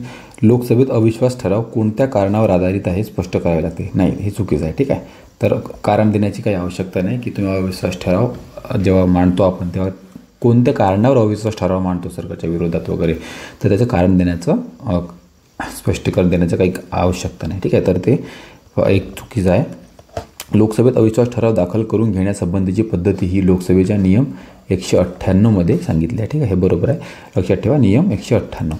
अविश्वास ठराव एकदा दाखल झाल्यावर तो दाखल करण्यास मंजुरी मिळाल्यापासून 10 दिवसाच्या आत चर्चेस घेतला गेला पाहिजे. ठीक आहे, हे पण बरोबर आहे, तुम्ही लक्षात ठेवा. ठीक आहे, 10 दिवसात चर्च घेतला गेला पाहिजे. इटलीमध्ये सरकारला संसदेच्या दोन्ही सभागृहांच्या पाठिंब्याची गरज असते. ठीक आहे, तर हे पण बरोबर आहे. तर याचं उत्तर येते फक्त एक चुकीचं आहे. ठीक आहे, पुढील प्रश्न बघा. भारतीय निर्वाचन आयोगाबाबत, ठीक आहे, इलेक्शन कमिशनबाबत खालीलपैकी कोणते विधान चुकीचे आहे ते विचारलेलं आहे. बघा, केवळ मुख्य निर्वाचन आयुक्तांना आपल्या कार्यकाळाची सुरक्षितता आहे, परंतु इतर निर्वाचन आयुक्तांना त्याची सुरक्षितता नाही. बरोबर आहे. ठीक आहे, कारण की जे आपलं मेन चीफ इलेक्शन कमिशनर आहे त्यांच्याबाबतच कॉन्स्टिट्यूशनमध्ये प्रॉपर टर्म सांगितलेली आहे. ठीक आहे, तर इथं जे चीफ इलेक्शन कमिशनर आहेत, ठीक आहे, चीफ इलेक्शन कमिशनर, तर त्यांची टेन्यूर दिलेला आहे 6 वर्ष किंवा वयाची 65 वर्ष. ठीक आहे, ते फिक्स टेन्यूर आहे. त्याआधी त्यांना काढता येत नाही. काढायचं झालं तरी सुप्रीम कोर्टाच्या जजला जसं काढतं मग त्या प्रोसिजरनुसार त्यांना पण काढावं लागतं. ठीक आहे, पण इतर निर्वाचन आयुक्तांना त्याची सुरक्षितता नाही आहे, त्यांना प्रेसिडेंट कधीही काढू शकतात. ठीक आहे, त्यानंतर बरोबर आहे. दुसरं सेंटेन्स बघा. मुख्य निर्वाचन आयुक्तांचे स्थान अथवा दर्जा हा सर्वोच्च न्यायालयाच्या न्यायाधीशावर समान आहे. ठीक आहे, तर हे चुकीचं आहे. जे मुख्य निर्वाचन आयुक्तांचे जे स्थान आहे तर ते ऑर्डर ऑफ प्रेसिडेन्सनुसार, ठीक आहे, जे दर्जाचे ते लिस्ट दिली आहे त्यानुसार 9A या जागेवर येतं. तर सुप्रीम कोर्टाचे जे न्यायाधीश आहे त्यांचं स्थान 9व्या क्रमांकावर येतं. ठीक आहे, तर त्यांचं वर येतं न्यायाधीशांचं, आणि जे चीफ इलेक्शन कमिशनर आहे त्यांच्या खाली 9A वर येतं. ठीक आहे, त्यानंतर बघा. मुख्य निर्वाचन आयुक्त हे केवळ समानातील प्रमुख आहेत. ठीक आहे, तर हे बरोबर आहे. जर एखाद्या बाबतीत मुख्य निर्वाचन आयुक्त आणि इतर निर्वाचन आयुक्त यांच्यामध्ये मतभेद निर्माण झाले तर त्या बाबीचा निर्णय बहुमताने घेतला जातो. ठीक आहे, तर हे पण बरोबर आहे. ठीक आहे, तर दुसरं उत्तर आपलं उत्तर 2 आहे. ठीक आहे, जे चुकीचं आहे. पुढील प्रश्न बघा. प्रश्न क्रमांक 32 बघा. इथे विचारलेलं आहे की कोणती तरतूद बरोबर नाही. ठीक आहे, भारतीय राज्यघटना अनुच्छेद 21 नुसार कोणत्याही व्यक्तीचे जीवित किंवा व्यक्तिगत स्वातंत्र्य कायद्याच्या योग्य प्रक्रियेशिवाय हिरावून घेतले जाणार नाही. ठीक आहे, तर हे चुकीचं आहे, कारण की इथं कायद्याच्या योग्य प्रक्रियेशिवाय नाही, म्हणजे इंग्लिशमध्ये ड्यू प्रोसेस ऑफ लॉ हे नाही, तर इथं आहे प्रोसिजर एस्टॅब्लिश्ड बाय लॉ, ठीक आहे. प्रोसिजर एस्टॅब्लिश बाय लॉ हे दिलेलं आहे, ठीक आहे. त्यानंतर बी, भारतीय राज्यघटना अनुच्छेद 20(2) नुसार कोणत्याही व्यक्तीवर एकाच गुन्ह्यासाठी एकापेक्षा अधिक वेळा खटला चालवला जाणार नाही आणि एकापेक्षा अधिक वेळा शिक्षा दिली जाणार नाही, ठीक आहे. तर हे एकदम बरोबर आहे. त्यानंतर भारतीय राज्यघटना अनुच्छेद 14 नुसार भारतीय प्रदेशात राज्य कोणत्याही व्यक्तीस कायद्यापुढे समानता अथवा कायद्याचे समान संरक्षण नाकारणार नाही, ठीक आहे. तर इक्वेलिटी बिफोर लॉ 14 हे पण बरोबर आहे. फक्त एक चुकीचं आहे, इथं प्रोसिजर एस्टॅब्लिश बाय लॉ पाहिजे होतं, त्यामुळं एक हे आपलं उत्तर आहे. इथे बघा, भारतीय राज्यघटनेचे अनुच्छेद 2 हे भारतीय संघराज्याचा भाग नसलेल्या भूप्रदेशाचा अथवा समावेश अथवा त्याची नवीन राज्यामध्ये स्थापना यासंबंधी, ठीक आहे. ते बरोबर आहे, आर्टिकल 2. त्यानंतर भारतीय राज्यघटनेचे अनुच्छेद 3 हे अस्तित्वात असलेल्या केंद्रशासित प्रदेशासह घटक राज्यांच्या स्थापनेसंबंधी अथवा त्यातील बदलासंबंधी तरतुदी प्रदान करते, ठीक आहे. हे पण बरोबर. तर अनुच्छेद 2 काय तर की ते जे आपला सध्या भाग नाही आहे, जसं आपण बांगलादेशचा कोणता पार्ट असेल, पाकिस्तानचा कोणता पार्ट असेल, जो आपला सध्या भारताचा भाग नाही, तो जर आपण घेतला तर त्यावेळेस आर्टिकल 2 नुसार कारवाई होते. आणि जो सध्या भारताचाच भाग आहे, ठीक आहे, जो इंडियाचाच भाग आहे, एखादा गुजरात असेल, महाराष्ट्र असेल, तर त्याच्यातच कोणती हेराफेरी करायची आहे, म्हणजे त्यांना डिवाईड करायचं आहे किंवा त्याचं नाव बदलवायचं आहे, ठीक आहे, की एखाद्या राज्याचा सीमा दुसऱ्या राज्याला द्यायची आहे, असं काही असेल तर ते अनुच्छेद 3 नुसार त्याची कार्यवाही करता येते, ठीक आहे. भारतीय राज्यघटनेतील अनुच्छेद 3 खाली असलेले विधेयक केवळ लोकसभेतच मांडले जाऊ शकते, ठीक आहे. तर हे चुकीचं आहे, लोकसभेत नाही तर कोणत्याही सदनामध्ये ते मांडले जाऊ शकते, ठीक आहे. त्यामुळे हे चुकीचं आहे आणि ए आणि ब बरोबर आहे. म्हणून आपलं उत्तर जे आहे ते 33(2) आणि ब बरोबर योग्य विचारलं आहे, तर ते उत्तर येतं, ठीक आहे. 34 बघा, लोक न्यायालयाबाबत विचारलेलं आहे. कोणते विधान बरोबर नाही ते विचारलं आहे, ठीक आहे. कायदेशीर सेवा अधिसत्ता अधिनियम, ठीक आहे, लीगल सर्व्हिसेस ऑथॉरिटी ॲक्ट, त्याला आपण नालसा ॲक्ट पण म्हणतो, ठीक आहे, नालसा नुसार लोक न्यायालयांना वैधानिक दर्जा दिला आहे, बरोबर आहे. कारण की ॲक्ट असल्यामुळं हे बॉडी जे आहे ते नालसा हे बॉडी स्टॅट्युटरी बॉडी आहे, ठीक आहे, वैधानिक स्टॅट्युटरी. लोक न्यायालयात केवळ, आता बघा केवळ म्हणलं म्हणजे ते हे असं हे झालं की सेंटेन्स चुकीचं राहू शकते, ठीक आहे. केवळ एक्स्ट्रीम वर्ड, केवळ सेवेतील अथवा सेवानिवृत्त न्यायिक व्यक्तींचाच समावेश होऊ शकतो, ठीक आहे. तर हे चुकीचं आहे, असं नाही की फक्त सेवेतील किंवा सेवानिवृत्त न्यायिक व्यक्तींचाच, ठीक आहे. तर यामध्ये इतर व्यक्तींचा पण समावेश असतो, ठीक आहे. जे काही न्यायिक व्यक्तीचा तर असतोच एक जो राहतो समाजाच्या दृष्टिकोनातून, त्यांचा पण दुसरा एक समावेश होतो, ठीक आहे. लोक न्यायालयाने दिलेला प्रत्येक निर्णय अंतिम असतो आणि दोन्ही पक्षात बंधनकारक असतो, तर हे बरोबर आहे. लोक न्यायालयाने दिलेला निर्णय दिवाणी न्यायालयाने दिलेल्या निवाड्या समान असतो, ठीक आहे. तर हे पण बरोबर आहे, तर हे चुकीचं आहे, ठीक आहे.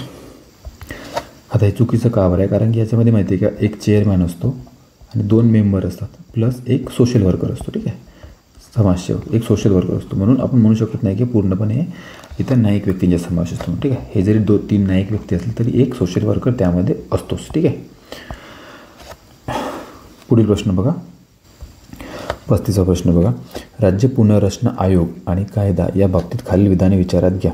आयोगाची नियुक्ती डिसेंबर 1953 मध्ये केली होती, ठीक आहे, ते बरोबर आहे. राज्य पुनर्रचना आयोग, जसं आपलं आंध्र प्रदेशची स्थापना झाली त्यानंतर लगेच राज्य पुनर्रचना आयोगाची स्थापना करण्यात आली होती. आयोगाच्या प्रमुखपदी फजल अली हे होते आणि आयोगाच्या अन्य 2 सदस्य याची कामत आणि गोविंदला पंत होते, ठीक आहे. तर हे चुकीचं आहे, हे नव्हते. आयोगाने आपला अहवाल 30 सप्टेंबर 1954 रोजी सादर केला, हे पण चुकीचं आहे. राज्य अधिनियम 31 ऑगस्ट 1956 रोजी मंजूर झाला, ठीक आहे. तर हे बरोबर आहे, 56 रोजी तो मंजूर झाला.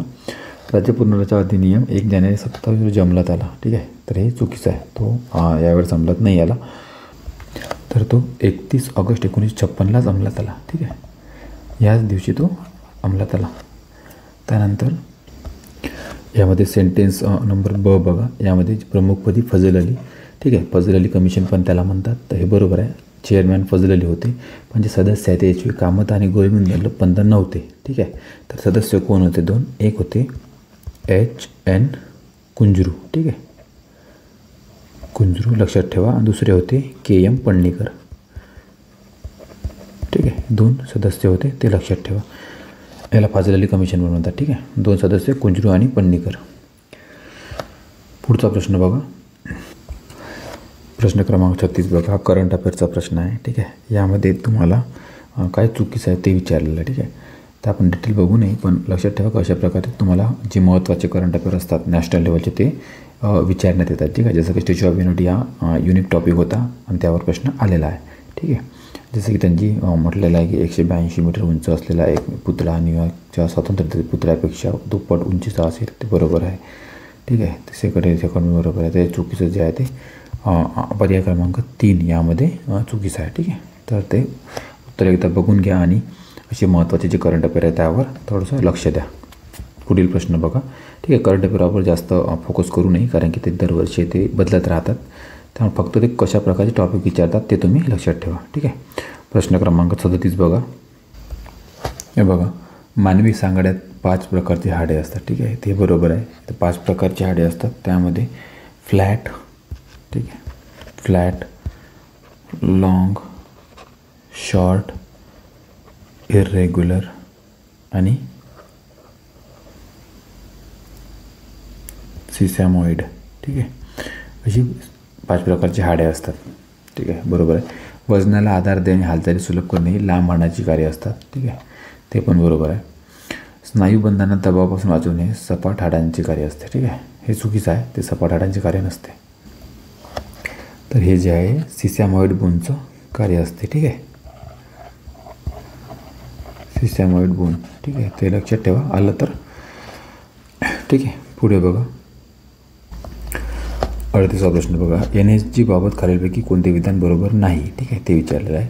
सुरुवातीला परमाणु पुरवठादार गटात 7 सरकारे सहभागी होती, ठीक आहे, हे बरोबर आहे. जेव्हा स्थापना झाली तेव्हा NSGमध्ये 7 कंट्री सहभागी होती. त्यामध्ये त्या 7 कंट्रीमध्ये बघा, Canada, Germany, France, Japan, Russia, USA आणि UK, ठीक आहे. जेव्हा स्थापन झाली तेव्हा NSGमध्ये हे 7 कंट्रीज होते. त्यानंतर दुसरं स्टेटमेंट बघा, 2018पर्यंत परमाणु पुरवठादार गटात 51 सरकारे सहभागी होती, हे चुकीचं आहे, ठीक आहे. तेव्हा आणि सध्या 48 गव्हर्नमेंट त्यामध्ये, ठीक आहे. तर हे सेंटेन्स 2 हे चुकीचं आहे, 48 सदस्य आहे. त्यानंतर 18-19 साठी परमाणु पुरवठा गट अध्यक्ष होते, ठीक आहे. हे करंट अफेअरचा भाग आहे, ते बरोबर होतं त्यावेळेस. अणुतंत्रज्ञान निर्यातदार म्हणजे भारत परमाणु पुरवठादार गटात सामील होऊ इच्छितो, ठीक आहे, हे पण बरोबर आहे. इथे चीन आपल्याला अडथळा आणत आहे, बाकी सर्व लाईन क्लिअर आहे. हे बघा, ब्रिक्स शिखर परिषद आणि त्यांच्या जोड्या आहे, ठीक आहे. आता हे तुम्ही बघून घ्या, करंट अफेअरचा पार्ट आहे. आणि ब्रिक्सबद्दल कुठं झाली, काय झाली, त्याचा काय मोटो काय होता, लोगो काय होता, हे सगळं ते छोट्या छोट्या गोष्टी लक्षात ठेवा, महत्त्वाचे, त्यावर प्रश्न येत असतो, ठीक आहे. हे बघून घ्या एकदा, याचा 2 उत्तर आहे, ठीक आहे. पुढे बघा, ठीक आहे, पण करंटचाच भाग आहे हा. त्यावेळेस जे हे भ्रष्टाचार प्रतिबंधक विधेयक आलं होतं 2018चं, त्यामध्ये काय चुकीचं आहे ते विचारलं आहे, ठीक आहे. त्याचं उत्तर 3 आहे, हे चुकीचं आहे. बाकी तुम्ही करंटचं असल्यामुळे ते एकदा बघून घ्या, ठीक आहे. जे महत्त्वाचे विधेयक पण काही असतात करंटमध्ये ते पण तुम्ही करत चला. इथे बघा, योग्य विधाने विचारलेली आहे, ठीक आहे. आता 31 जानेवारी हा एकदम करंटचा प्रश्न होता आणि यामध्ये काय मोठ्या भागात दुर्मिळ अशी ब्लू मून ही घटना अनुभवली होती. आता हे एकदम दुर्मिळ, नावातच आहे दुर्मिळ, ठीक आहे. एकदम युनिक कोणती घटना घडत असेल किंवा एकदम महत्त्वाची कोणती करंट अफेअर असेल तर ते तुम्ही करायला पाहिजे, ठीक आहे. हे खूप महत्त्वाचं होतं, यावर प्रश्न येणे संभावित होतं, ठीक आहे. तर त्यावर प्रश्न आला, याचं उत्तर जे आहे ते उत्तर आहे, ठीक आहे. आता करंटचं असल्यामुळे आपण स्पीडनं चाललो, याचं काही तर रिपीट होत नाही, ठीक आहे. त्यामुळे तेवढं काही महत्त्वाचं नाही सध्या, हे त्यावेळेस ते महत्त्वाचं होतं, करंट होतं म्हणून. हे बघा, स्वच्छ सर्वेक्षण ग्रामीण पुरस्कार 2018 बाबत विचारण्यात आलेला आहे. यामध्ये ठीक आहे, कोणते कोणते बरोबर आहे ते विचारण्यात आलेलं आहे, ठीक आहे. याचं 3 हे उत्तर आहे, क ड, ठीक आहे. ब चुकीचं आहे. महाराष्ट्र दुसऱ्या सर्व राज्याचं स्थान मिळाले, कोणतं तरी वेगळं स्थान असेल, ठीक आहे. तर हे करंट अफेअर्स करत राहा. जसं स्वच्छ सर्वेक्षण पुरस्कार वगैरे यावर भरपूरदा विचारतात की प्रथम कोण होतं. इंदोर कंटिन्युअसली 6 ते 7 वेळेस इंदोर हा फर्स्ट क्रमांकावर येत आहे स्वच्छ सर्वेक्षणामध्ये, ठीक आहे. तर यावर पण पाहिजे 2दा प्रश्न आलेला आहे. तर ह्या अशा गोष्टी तुम्ही लक्षात ठेवू चला, ठीक आहे. 43वा प्रश्न बघा, टिक्का रोगाचा प्रादुर्भाव खालीलपैकी कोणत्याशी पिकास होतो, ठीक आहे. तर हा जो टिक्का रोग आहे हा भुईमुग, ठीक आहे, ग्राउंडनट याला होतो, ठीक आहे. हा प्रश्न बघा, वारसा स्थळावर प्रश्न आहे, ठीक आहे. जागतिक वारसा स्थळ यावर हमेशा एक प्रश्न येत राहता, हा एक टॉपिक महत्त्वाचाच आहे, ठीक आहे. याचं उत्तर जे आहे ते ब ड याचं उत्तर आहे, ठीक आहे, बरोबर विचारलेलं आहे. तर अ, ब आणि ड बरोबर आहे. ठीक आहे. आता इथं महत्त्वाचं हे होतं की भारतात किती जागतिक वारसा स्थळ आहे 18पर्यंत, हे तुम्हाला माहीत असणं फार आवश्यक होतं. ठीक आहे. बाकी कॉमन सेंटेन्स तुम्हाला येऊ शकले असते, पण हे जर तुम्हाला माहीत असतं तुम्ही उत्तरापर्यंत पोहोचू शकले असते. ठीक आहे. तर हे चुकीचं होतं.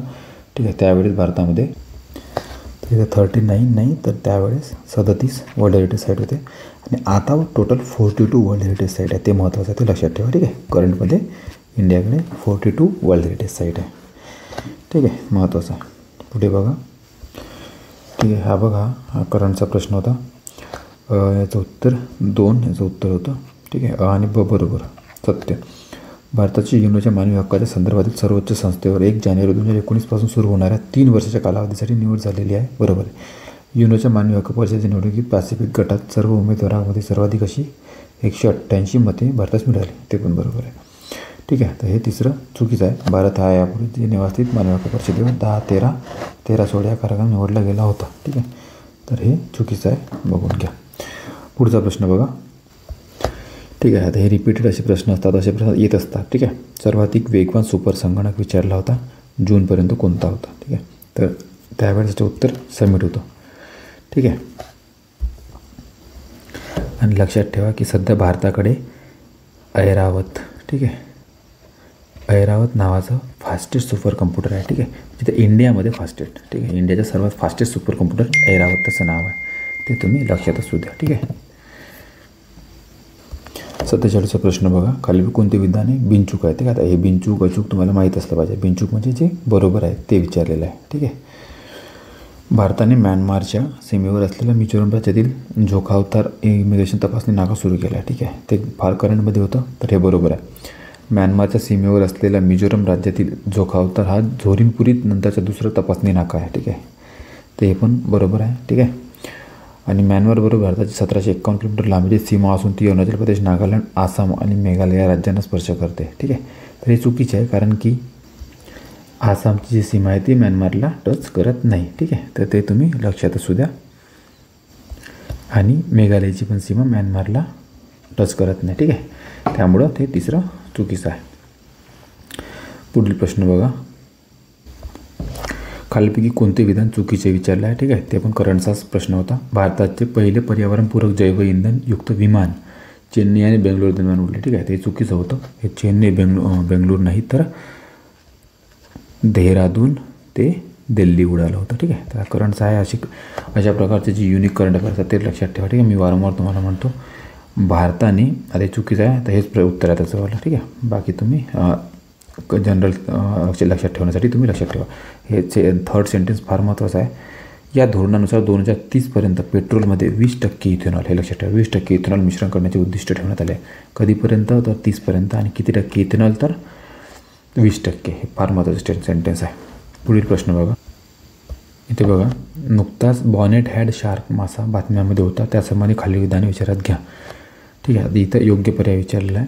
तो प्रामुख्याने गवत खातो. ठीक आहे. त्यामुळेच तो त्यावेळेस करंटमध्ये होता. हा बॉनेट हेड शार्क तो प्रामुख्याने हिंदी महासागर, अरबी समुद्रात आढळतो. ठीक आहे. तर हे चुकीचं आहे. तो इथे आढळत नाही, तर तो नॉर्थ अमेरिका साईडला आढळतो. ठीक आहे. North America. त्यामुळं हे चुकीचं होतं आणि याचं उत्तर 1 होतं. ठीक आहे. असे कोणते जर तुम्हाला एकदम युनिक करंट अफेअर दिसले काही महत्त्वाचे तर ते तुम्ही करत चला. ठीक आहे. हा प्रश्न महत्त्वाचा आहे. बघा. इथे चुकीचे विधाने विचारलेली आहे आणि यामध्ये एकही चुकीचे विधान नाही आहे. तर ठीक आहे. ते तुम्हाला जनरल काही गोष्टी लक्षात ठेवण्यासाठी हे तिन्ही सेंटेन्स फार महत्त्वाचे आहेत. भारतातील कोणत्याही राज्याचे विशेष दर्जा असलेले राज्य म्हणजे स्पेशल कॅटेगरी स्टेटस स्टेट असे वर्गीकरण करण्यासाठी कोणत्याही प्रकारची तरतूद राज्यघटनेत समावेश नाही. बरोबर आहे. ठीक आहे. तर राज्यघटनेत ही तरतूद समावेश नाही. तर विशेष दर्जा हे केंद्र शासन स्वतःहून देत असतं. ठीक आहे. राष्ट्रीय विकास परिषदेने सर्वप्रथम 1969 साली जम्मू आणि काश्मीर, आसाम, नागालँड या राज्यांना विशेष दर्जा असलेल्या राज्य म्हणून मंजुरी दिली होती. ठीक आहे. ते बरोबर आहे. सर्वात प्रथम या 3 राज्यांना दिली होती. केंद्रीय प्रायोजित योजनांना आवश्यक असणाऱ्या निधीपैकी 90% निधी हा विशेष दर्जा असलेल्या राज्यांना केंद्र शासनाकडून दिला जातो. तर सामान्य वर्गातील राज्यांना बाबतीत हाच निधी 60% असतो. ठीक आहे. तर म्हणून काही राज्य म्हणतात की आम्हाला स्पेशल स्टेटस म्हणजे विशेष दर्जा म्हणून आम्हाला मान्यता द्यावा, कारण की त्याचं कारण हेच राहते की त्यांना निधी जास्त मिळतो. मग 90% निधी त्यांना विशेष दर्जा असलेल्या राज्यांना मिळतो, तर बाकी राज्यांना 60% मिळतो फक्त. ठीक आहे. जो कोणता केंद्रीय प्रोजेक्ट निधी असतो त्याच्यामधून, ठीक आहे. तर बिहार त्याचंच मागं लागलेलं आहे का. बिहार म्हणतो की नितीश कुमार जे बिहारचे मुख्यमंत्री ते म्हणतात की बिहारला विशेष राज्य म्हणून दर्जा द्या, तर तो त्यासाठीच ते मागत असतात विशेष दर्जा, ठीक आहे. पुढे बघा, इथून इतिहासचे प्रश्न सुरू होतात, ठीक आहे. इतिहासला आपण थोडं स्पीडनेच बघूया, कारण इतिहास आयोग कुठून विचारतं काय विचारतं हे आपल्याला पण माहीत नाही, त्याचे सोर्स काय असतात आणि फार अवघड असे प्रश्न इतिहासचे असतात. आणि तुम्हाला भरपूर टॉपर वगैरे पण हे करतात की इतिहासला तुम्ही स्किप नाही पण एकदम त्याला महत्त्व देऊ नका, बाकी विषयाला जास्त महत्त्व द्या जेणेकरून तिकडे तुमचे मार्क्स कवर होतील, ठीक आहे. पण इतिहासला एकदम स्किप पण करू नका, काही त्याचं जे इम्पॉर्टंट वगैरे टॉपिक असतात ते करा, कारण की ते पण रिपीट होतात, ठीक आहे. पण बाकी क्वेश्चन भरपूर अवघड आणि विशिष्ट तरीके विचारणार ते येतात, ठीक आहे. तरी बघूया इतिहास. प्रश्न क्रमांक 51 बघा, मोहम्मद घुरीचे राज्यपाल व मोहम्मद घुरीच्या मृत्यूनंतर त्यांनी स्वतंत्र राज्य करण्यास सुरुवात केली तो भूभाग यांच्या जोड्या जुळवा. मोहम्मद घुरीने बघा सर्वप्रथम जे आहे ते 1175ला मुलतानवर आक्रमण केलं होतं, ठीक आहे. मुलतानला आक्रमण केलं होतं. आणि दुसऱ्यांदा त्यांनी 1178वर गुजरातवर आक्रमण केलं होतं, ठीक आहे. गुजरातवर आक्रमण केलं होतं, त्यावेळेस त्याला मूलराज यांनी हरवलं होतं, ठीक आहे. मूलराज यांनी डिफीट केलं होतं, ठीक आहे. आता बघा यांच्या जोड्या, ऐबक जो आहे ते ऐबकचा जे राज्य होतं ते दिल्लीवर त्यांचं प्रभुत्व होतं, ठीक आहे. त्यानंतर बघा जे कुबाचा आहे त्यांचं सिंधू या प्रदेशावर राज्य होतं. याल्दोज जे आहे त्यांचं अफगाण या प्रदेशावर होतं आणि मोहम्मद इब्न बख्तियार जे आहे ते बंगालवर त्यांचं राज्य होतं, ठीक आहे. यानुसार हे आपलं बरोबर उत्तर आहे, ठीक आहे. पुढे बघा 52 प्रश्न बघा, मौर्य पूर्व काळात भारत डॅश म्हणून ओळखला जातो, ठीक आहे. भारताला मौर्य पिरियडमध्ये काय म्हटलं जात होतं तर क्वीन ऑफ ईस्टर्न सीज, ठीक आहे. The queen of eastern seas म्हणून भारताला ओळखलं जात होतं, ठीक आहे. लक्षात असू द्या, महत्त्वाचं आहे हे. त्यानंतर बघा इथे बघा राजघराणे आणि त्यांचे राजे यांच्या जोड्या लावण्यासाठी म्हटलेलं आहे. त्यामध्ये बघा आपल्याला माहिती आहे की राष्ट्रकूट हे जे राजघराणे आहे याचे राजे कोण होते तर दंतेदुर्ग त्यांचे राज्य होते, ठीक आहे. यामध्ये अजून एक सोपी ट्रिक तुम्हाला सांगतो की बघा आता जरी तुम्हाला याबद्दल प्रश्नाबद्दल माहीत नसेल तरी आता बघा गोपाल हे जे राज्य आहे तर यांचं राजघराणं कोणतं राहू शकेल तर पाल, ठीक आहे. नाव जुळतं मग तुम्हाला माहिती, ठीक आहे. तर पाल, तरी तुम्ही कचं एक जुळलं तरी तुम्ही उत्तरापर्यंत डायरेक्ट पोहोचू शकता. कचं एक कुठं आहे इथं आहे, ठीक आहे. तर हे तुमचं उत्तर. त्यानंतर बघा चोड हे विजयालय चोड हे माहिती आहे का, विजयालय चोड यांना असेच म्हणायचे, ठीक आहे. तर चोड जे राजघराणं आहे त्यांचा राजा विजयालय होता, त्याला विजयालय चोड पण म्हणायचे, ठीक आहे. आणि परमारचे उपेंद्र, ठीक आहे. तर या प्रकारे पण तुम्ही थोडंसं लॉजिक लावून सॉल्व्ह करू शकता, ठीक आहे. 4 याचं उत्तर आहे. पुढे बघा ॲकेमेनिड विजयानंतर भारताच्या सीमेवर विशेष करून कंबोजमध्ये, ठीक आहे. आता कंबोज कोणता प्रदेश आहे नॉर्थमधला, ठीक आहे. कंबोज नॉर्थमधला एक महाजनपद होता त्यावेळेस, ठीक आहे. महाजनपद, ठीक आहे. विशेष करून कंबोजमध्ये डॅश हा नवा उद्योग सुरू झाला. तर कोणता उद्योग सुरू झाला होता तर ब्लँकेट बनवणे, ठीक आहे. ब्लँकेट बनवणे हे फॅक्च्युअल आहे, लक्षात ठेवा. ब्लँकेट बनवणे हा उद्योग सुरू झाला होता, ठीक आहे. पुढचा प्रश्न बघा, प्रश्न क्रमांक 55 बघा, जोड्या लावण्यासाठी म्हटलेला आहे, ठीक आहे. यामध्ये बघा जो कामरूपचा राजा होता, ठीक आहे. कामरूपचा राजा होता त्याला हर्षाच्या इच्छेविरुद्ध एका चीनी यात्रेकरूला आपल्या राजधानीत अडकवून ठेवू शकला नाही, ठीक आहे. हा काय होता हर्षाच्या इच्छेविरुद्ध यांनी एका चीनी यात्रेकरूला आपल्या राजधानीत अडकवून ठेवू शकला नव्हता, ठीक आहे. त्यानंतर जो हा सिंधचा जो राज्यकर्ता होता याला प्रभाकर वर्धनने आधीच कमकुवत केले होते, ठीक आहे. लढाईमध्ये प्रभाकर वर्धनने याला कमकुवत केले होते सिंधच्या राजाला, ठीक आहे. त्यानंतर जो काश्मीरचा राजा होता याला हर्षाला दाताचा औषध देण्यास भाग पाडले होते, ठीक आहे. आणि वल्लभीचा राजा कन्नौजच्या सम्राटाच्या सैन्यासमोरून एकदा पडून गेला परंतु नंतर त्याच्या मुलीशी विवाह केला, ठीक आहे. वल्लभीचा राजा. त्यानंतर याचं उत्तर जे आहे ते 1 येतं, ठीक आहे. ते जोड्या लक्षात ठेवा. आता हिस्ट्रीचं खूप डीप विचारतं त्यामुळे जास्त याच्यात डोकं लावण्याचं काही काम नाही. पुढचा प्रश्न बघा, इथे विचारलेला आहे की पुढीलपैकी कोणत्या व्यक्तीचा कोल्हापूर संस्थानाशी संबंध नव्हता, ठीक आहे. आता बघा यामध्ये जे काशीनाथराव वैद्य होते यांचा कोल्हापूर संस्थानाशी काही संबंध नव्हता. हे जे होते हे होते हैदराबाद साईडचे होते, ठीक आहे. हैदराबाद यांचा जो संबंध होता ते तिकडेच होता. आणि हे बेगम बाजार कॉन्स्टिट्युन्सीमधून सभासद होते, ते लोकसभेचे, तिथून त्यांनी सीट मिळवली होती, ठीक आहे. त्यांचा काही कोल्हापूर संस्थानाशी संबंध होता काशीनाथराव वैद्य, ठीक आहे. बाकी जे माधवराव बागल, दिनकरराव जवळकर, दादासाहेब सुर्वे हे कोल्हापूर संस्थानाचा संबंध होता आणि त्यांनी तिथे कामसुद्धा केलेलं होतं, ठीक आहे. पुढील प्रश्न बघा, इथं पण जोड्या लावायला विचारलेला आहे. ठीक आहे. आता बघा इथे सी राजगोपालाचारी त्यांनी विधायक कार्यात जसे हरिजनांचा उद्धार करण्यात स्वतःला गुंतवून ठेवले होते. ठीक आहे. त्यानंतर मदन मोहन मालवीय आणि लाला लजपत राय हे यांनी स्वराज्यावर टीका केलेली होती. ठीक आहे. जे स्वराजिस्ट होते त्यांच्यावर टीका केलेली होती. आणि जे विठ्ठलभाई पटेल होते मध्यवर्ती विधिमंडळाचे अध्यक्ष म्हणून निवडून आले होते. ठीक आहे. मध्यवर्ती विधिमंडळाचे अध्यक्ष म्हणून निवडून आले होते. आणि चित्तरंजन दास हे जे होते हे कलकत्त्याचे महापौर म्हणून निवडून आले होते. ठीक आहे. कलकत्त्याचे महापौर म्हणून. ठीक आहे. या काही फॅक्च्युअल गोष्टी आहे त्या रिपीट झाल्या तर लक्षात ठेवा. पुढील वाक्यात कोणाचे वर्णन केलेले आहे? ते पुण्यातील एक लेखक होते. अस्पृश्यांच्या वस्तीमध्ये जाऊन ते त्यांना शिकवत. 1945 सालच्या आंबेडकर जयंतीच्या निमित्ताने कल्याण येथे योजलेल्या कार्यक्रमाचे अध्यक्ष होते आणि ते पुण्यातील हिंदुत्ववादी होते. ठीक आहे. त्याचं उत्तर जे आहे ते श्री म उर्फ बापूसाहेब माटे. ठीक आहे. आता कुठून प्रश्न काढला आयोगाला त्यालाच माहीत, मग त्याच्या लक्षात ठेवा. कधी रिपीट झालं तर बापूसाहेब माटे त्याचं उत्तर आहे. ठीक आहे. इथे पण जोडाजोडासाठी म्हटलेलं आहे. ठीक आहे. आता पंडित रामकुमार विद्यारत्न यांनी काय तर कुली काहिनी हे यांनी लिहिलेलं होतं. ठीक आहे. चरित्र. त्यानंतर बघा कृष्णकुमार मित्र यांनी बंगाली वृत्तपत्र हे संजीवनीजी यांचे संपादक होते. ठीक आहे. त्यानंतर पंडित शिवनाथ शास्त्री हे ब्रह्म मिशनरी होते. आणि द्वारकानाथ गांगुली, ठीक आहे, आडनावावरूनच लक्षात येते, गांगुली होते ते बंगाली या वृत्तपत्रासाठी इंग्रजीत लेख लिहित होते. ठीक आहे. बंगाली या वृत्तपत्रासाठी. पुढे बघा पुढील विधानाचा विचार करा, योग्य पर्याय निवडा. ठीक आहे. आता बघा मोगलकालीन स्थापत्यकला भारतीय शैलीची आहे. बरोबर आहे, हे बरोबर आहे. ठीक आहे. मोगलकालीन स्थापत्य कलेवर पार्शियन व हिंदू या दोन्ही कलांचा प्रभाव होता. योग्य. मोगलकालीन स्थापत्य शैलीवर विदेशी प्रभाव होता कारण की पर्शियन आणि टर्किश त्यांचा प्रभाव होता. ठीक आहे. पर्शियन आणि टर्किशचा. मोगलकालीन स्थापत्य कलेवर कोणाचाच प्रभाव नव्हता, हे चुकीचं आहे. ठीक आहे. कारण की त्यांचा प्रभाव होता म्हणून ड चुकीचं आहे, पण बाकी 3 करेक्ट आहे. त्यानुसार याचं उत्तर जे आहे ते 3 येतं. ठीक आहे. अ ब क बरोबर, ड चुकीचं आहे. पुढील घटनांची त्यांच्या कालक्रमानुसार मांडणी करा. ठीक आहे. आता इथे बघा जी ढाक्यात मुस्लिम लीगची स्थापना झाली होती ती 1906ला झाली होती. ठीक आहे. त्यानंतर बघा खुदिराम बोस यांचा जो देहांत झाला होता तो 1908ला झाला. आणि त्यानंतर सर प्रफुल्लचंद्र चॅटर्जी यांच्या अध्यक्षतेखाली लाहोर येथे हिंदू परिषद भरवण्यात आली होती. ते कधी तर 1909ला. ठीक आहे. तर 6, 8 त्यानंतर 9 आणि त्यानंतर लॉर्ड हार्डिंगवर बॉम्ब टाकण्यात आलेला होता. तो 1912ला त्यांच्यावर बॉम्ब टाकण्यात आला होता. ठीक आहे. लॉर्ड हार्डिंगवर. त्यानुसार आपलं उत्तर 3 हे उत्तर आहे. ठीक आहे. खालीलपैकी कोणत्या विद्वान स्त्रिया ऋग्वेद काळाशी संबंधित होत्या? ठीक आहे.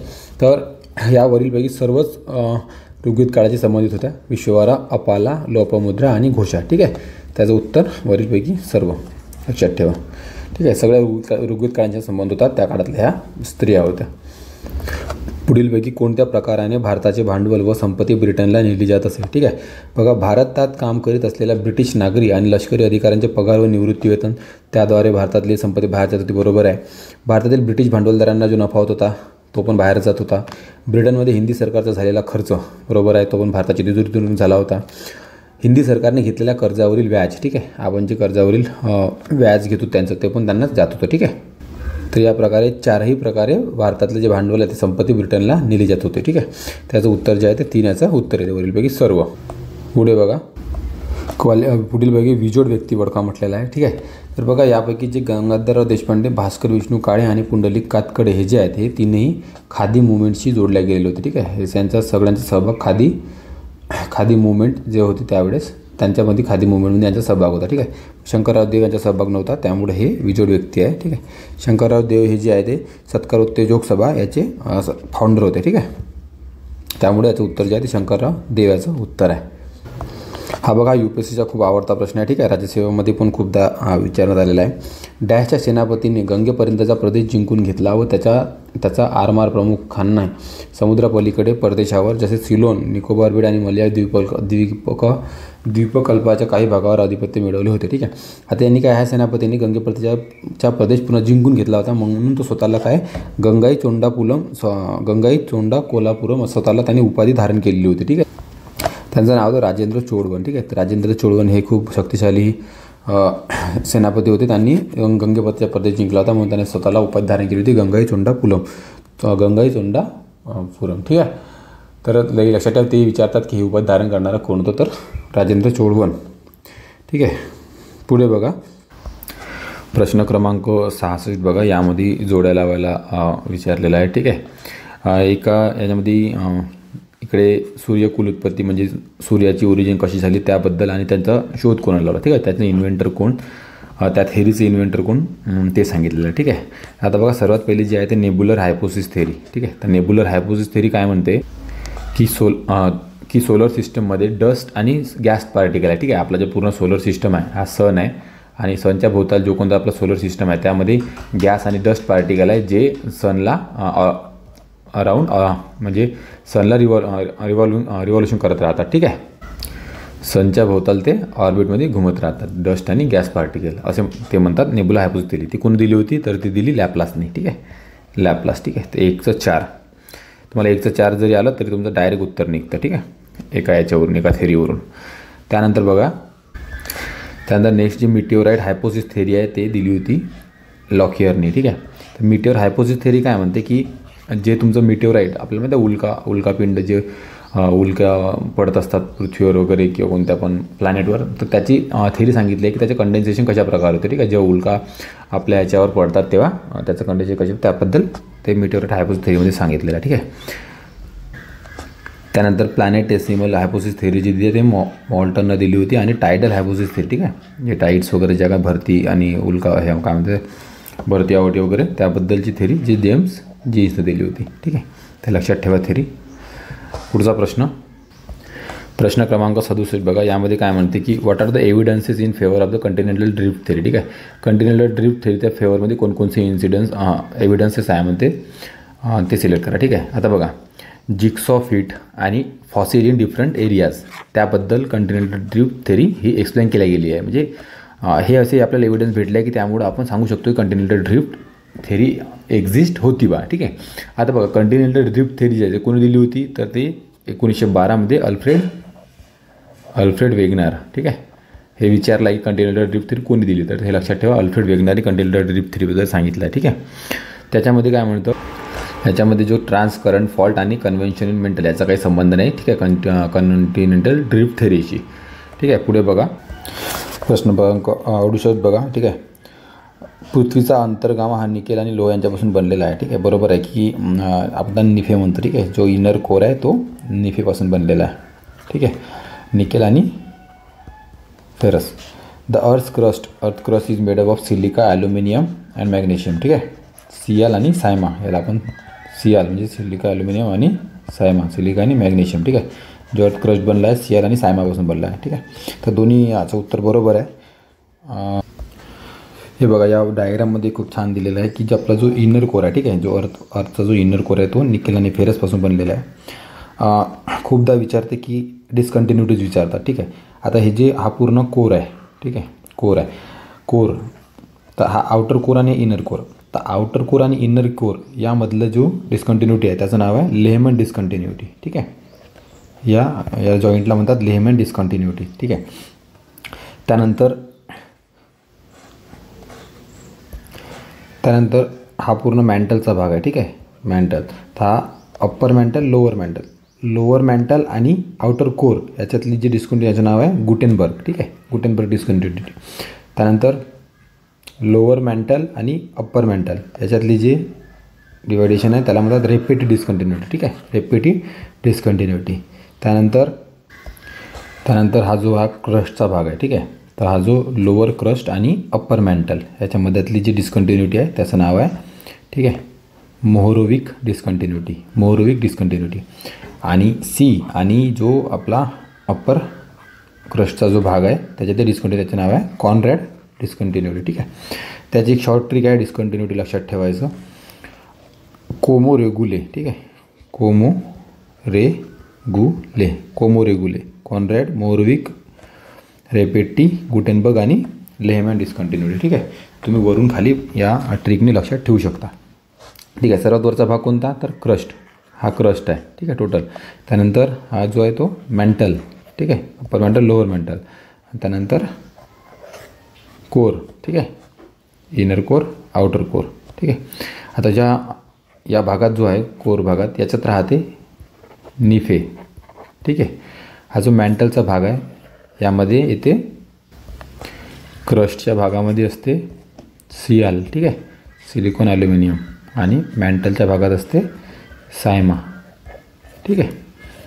हे लक्षात असू द्या. पुढे बघा, खालील सत्यता तपासा आणि खालील विधाने बरोबर ते ओळखा. विधान अ बघा, दख्खनचे पठार हे बेसॉल्ट खडकापासून बनलेले आहे. ठीक आहे, तर हे आपल्याला माहिती आहे की ते बेसॉल्ट खडकापासून बनलेले आहे, ते बरोबर आहे. त्यानंतर दख्खनच्या पठारावरील बेसॉल्ट खडकाची निर्मिती ज्वालामुखीच्या उद्रेकातून झालेल्या लाव्हा रसाच्या संचयनाने झालेली. ठीक आहे, हे पण बरोबर आहे, आपल्याला माहीत आहे. पर्याय क्रमांक 1 बरोबर आहे. पुढे 17वा प्रश्न बघा, इथे टाईप ऑफ रॉक दिले आहे आणि तो कोणत्या टाईपचा रॉक आहे ते दिलेला आहे. ठीक आहे, आता हे बघा, जे सेडिमेंटरी रॉक आहे, ठीक आहे, सेडिमेंटरी रॉक तो आहे LNACS रॉक. त्यानंतर मेटामॉर्फिक रॉक जो आहे तो आहे ग्राफाईट हा मेटामॉर्फिक रॉक आहे. इंट्रुझिव्ह इग्नियस रॉक आहे डाईक आणि एक्सट्रुझिव्ह इग्नियस रॉक आहे तो कॉंग्लोमरेट. ठीक आहे, ते रॉक टाईप आणि त्याचा रॉक लक्षात ठेवा. ठीक आहे, याचा आन्सर पर्याय क्रमांक 2 आहे. पुढे बघा, हा 71 क्रमांकाचा प्रश्न आहे. ठीक आहे, ते इथे दिलेलं आहे की the following are the figure relief figures. ठीक आहे, रिलीफ फिगर्स आहे आणि कोणत्या कारणामुळे ह्या बनल्या ते आपल्याला विचारलेलं आहे. ठीक आहे, जसं की बघा, आता यू शेप्ड व्हॅली हे कशामुळे बनते, तर हे ग्लेशियलच्या याच्यामुळं खननामुळे ही यू शेप्ड व्हॅली तयार होते. ठीक आहे, ग्लेशियरच्या कार्यामुळं. त्यानंतर गॉर्ज कशामुळे तयार होते, तर रिव्हरच्या कार्यामुळे. ठीक आहे, रिव्हरच्या खनन कार्यामुळे गॉर्ज तयार होतात. त्याचमुळं जे वाईंडमुळं बारखन तयार होतं. ठीक आहे, रेताळ भागात तुम्हाला तुम्ही बघितलं असेल तर वाईंडमुळं बारखन तयार होतात. आणि सी वेव्समुळं एक आता बघा मोठा दगड असतो त्याला तो काटून असा आर्च बनवले जातात. ठीक आहे, ह्यामुळं पूर्ण दगड त्याच्या मधातून गॅप तयार होतात. तर सी वेव्समुळे ते घर्षणामुळे ते तयार होतात. ठीक आहे, त्याचं उत्तर जे आहे 2 आहे, तर ते तुम्हाला विचारलं होतं. पुढे बघा, 72वा प्रश्न बघा, विधान अ, सौरशक्तीपासून येणाऱ्या उष्णतेपैकी 35% उष्णतेचा पृथ्वीच्या पृष्ठभाग आणि वातावरण तापण्यास उपयोग होत नाही, तिला पृथ्वीची भूधवलता असे म्हणतात. बरोबर आहे. ठीक आहे, 35% ते पृथ्वी तापत नाही, तर ते रिटर्न बॅक त्या सौर वेव्स रिटर्न बॅक जातात. ठीक आहे, त्याला अल्बेडो ऑफ द अर्थ म्हणतात. ठीक आहे, इंग्लिशमध्ये त्याला अल्बेडो ऑफ द अर्थ म्हणतात, जे रिव्हर्स बॅक जातात. त्यानंतर विधान ब म्हणते, हवेचे अणू लहान धुलीकरण ढग पृथ्वीच्या पृष्ठभाग यांच्यापासून विकिरण व परावर्तन क्रियेमुळे उष्णता लघु लहरीद्वारे अवकाशात पाठवली जाते. बरोबर आहे. ठीक आहे, जे काही रेस सूर्यापासून आपल्या पृथ्वीवर येण्याचा प्रयत्न करतात, तर त्यापैकी काही टक्के सनरेज जे आहे ते आपल्या डस्ट पार्टिकलमुळं किंवा इतर दुसऱ्या गोष्टीमुळे ते पुन्हा रिटर्न बॅक परावर्तित केले जातात. ठीक आहे, रिफ्लेक्ट बॅक केल्या जातात. ठीक आहे, बरोबर आहे. आणि विधान ब हे विधानाचं रिझन आहे. ठीक आहे, त्यामुळं याचं उत्तर आहे 1 याचा प्रॉपर पर्याय आहे. ठीक आहे, पुढे बघा, इथे बघा लोकल वाईंड्स दिलेले आहे. ठीक आहे, स्थानिक वारे आणि ते कुठे आढळतात तर त्याचा तो प्रदेश दिलेला आहे. ठीक आहे, आता बघा, चिनूक वारे आपल्याला माहीत आहे की अमेरिकेमध्ये आढळतात. ठीक आहे, नॉर्थ अमेरिकेमध्ये. तुमच्याला एक जरी पर्यंत तुम्हाला माहीत तर तुमचं उत्तर येऊ शकलं असतं. ठीक आहे, त्याद्वारे फॉन जो आहे हे वारे कुठं तर आल्प्स पर्वतात वाहतात. ठीक आहे, हे पण खूपदा विचारलं आलेलं आहे.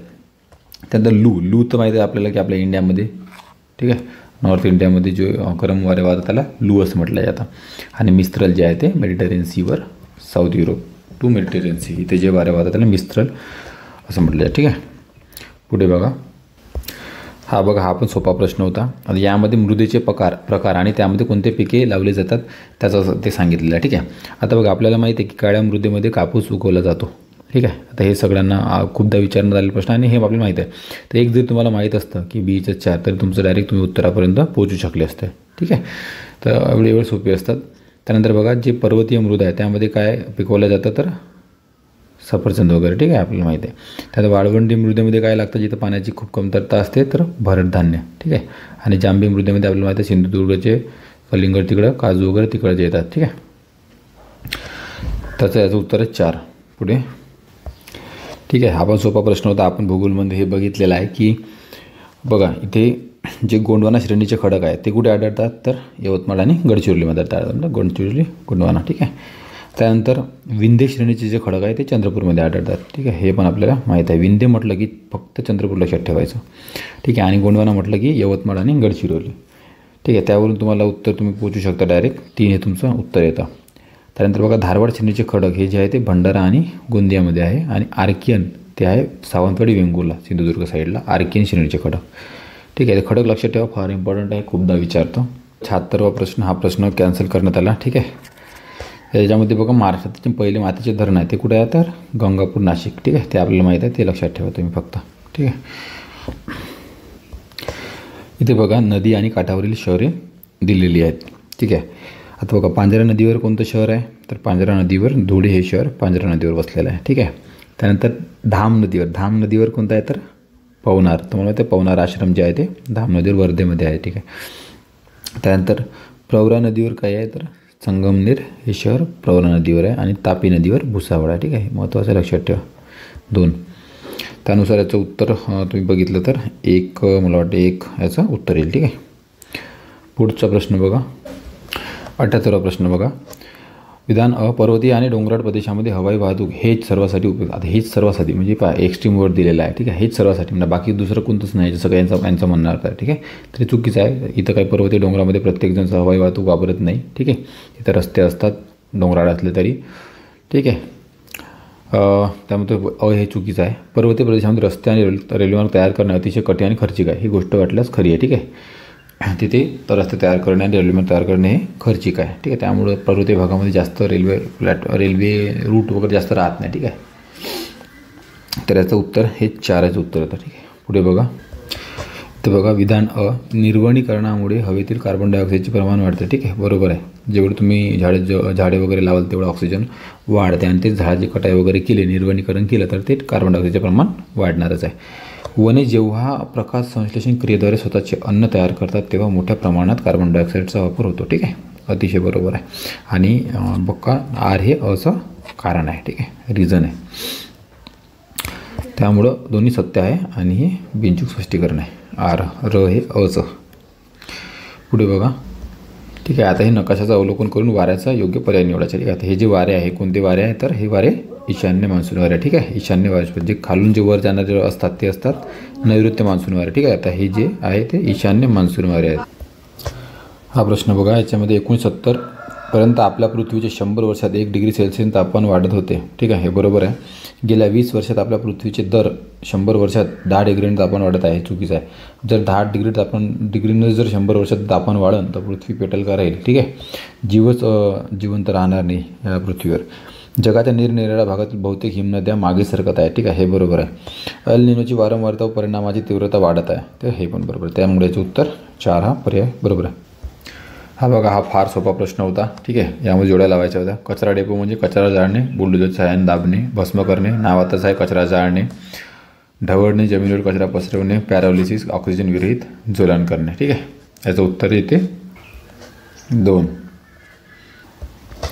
यामध्ये सूक्ष्म तुषारांचे हवामानावर काय परिणाम होते ते विचारलेलं आहे. ठीक आहे. तर हे 4ही परिणाम हवामानावर होते. ठीक आहे. आणि सर्व परिणाम बरोबर आहे. ठीक आहे. त्यामुळं वरील सर्व याचं उत्तर 4 पर्याय क्रमांक 4 आहे. बघा, भारतीय लोकांचे आरोग्य खालावण्यास खालील कोणता महत्त्वाचा घटक कारणीभूत आहे. ठीक आहे. तर आयोगाने याचं उत्तर जलप्रदूषण दिलेलं आहे. जलप्रदूषण हा सर्वात महत्त्वाचा घटक आहे जो आपल्या आरोग्यास हानिकारक आहे आणि त्याच्यामुळेच आपलं आरोग्य खालावत आहे असं त्याचं म्हणणं आहे. ठीक आहे. लक्षात असू द्या.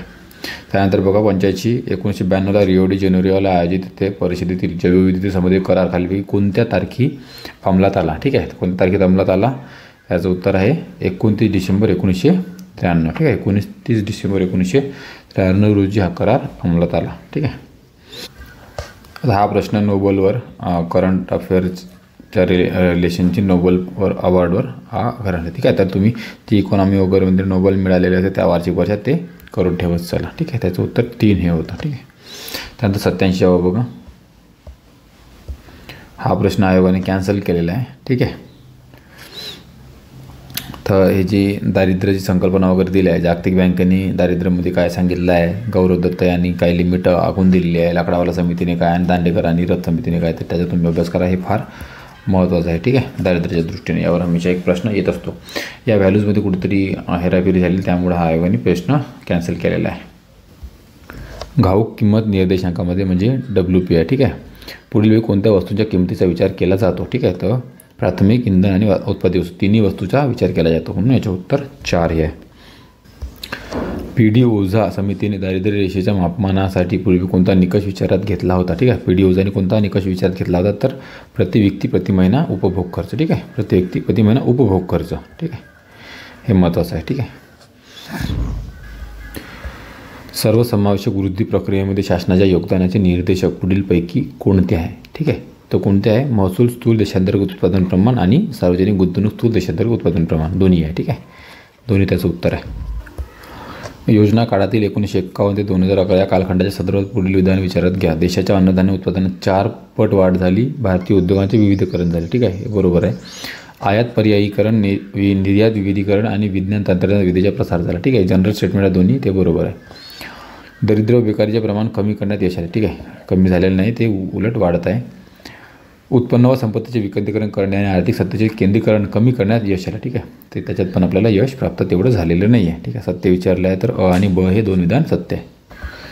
Which of the following is not millennium development. ठीक आहे, तर खालीपैकी कोणते MDG गोल नाही आहे म्हणतात. ठीक आहे, जे 8 MDG गोल आहे त्यापैकी कोणते MDG गोल नाही आहे. तर एन्श्युअर ॲग्रिकल्चर सस्टेनेबिलिटी हा MDGचा गोल नाही आहे. ठीक आहे, जे 8 आहे ते तुम्ही एकदा अभ्यासून घ्या, ते महत्त्वाचे आहेत.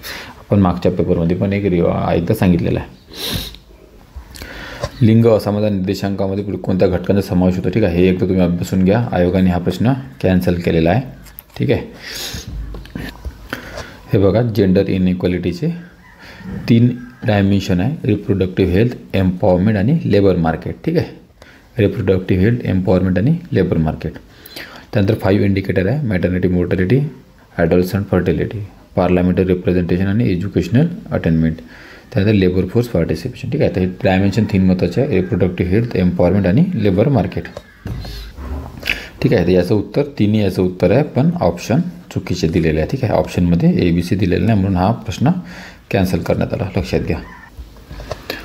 अल्पसंख्याक समुदायाच्या सामाजिक आर्थिक वाढीसाठी खालीलपैकी कोणत्या योजना ह्या आहेत. ठीक आहे, तर नई रोशनी, शिका व कमवा, पटोपदेश आणि नई मंजिला सर्वच योजना त्यामध्ये आहेत. ठीक आहे, त्यांच्यासाठी जून 2012 Rio+20 घोषणापत्र संदर्भात शाश्वत विकास उद्दिष्ट SDG ठरवण्यात आली. त्यानुसार पुढीलपैकी कोणते उद्दिष्ट हे ठरवण्यात आलेले नव्हते. ठीक आहे, त्यामध्ये बघा ड हा जो पर्याय आहे, अतिरेकी संघटनांवर बंदी आणि पराक्रमणावर बंदी, हा हे काही ठरवण्यात आलेलं नव्हतं. बाकी सर्व तिन्ही त्यामध्ये ठरवण्यात आलं. ठीक आहे, त्याचं उत्तर जे येते 3 याचा उत्तर येते 95चा 3.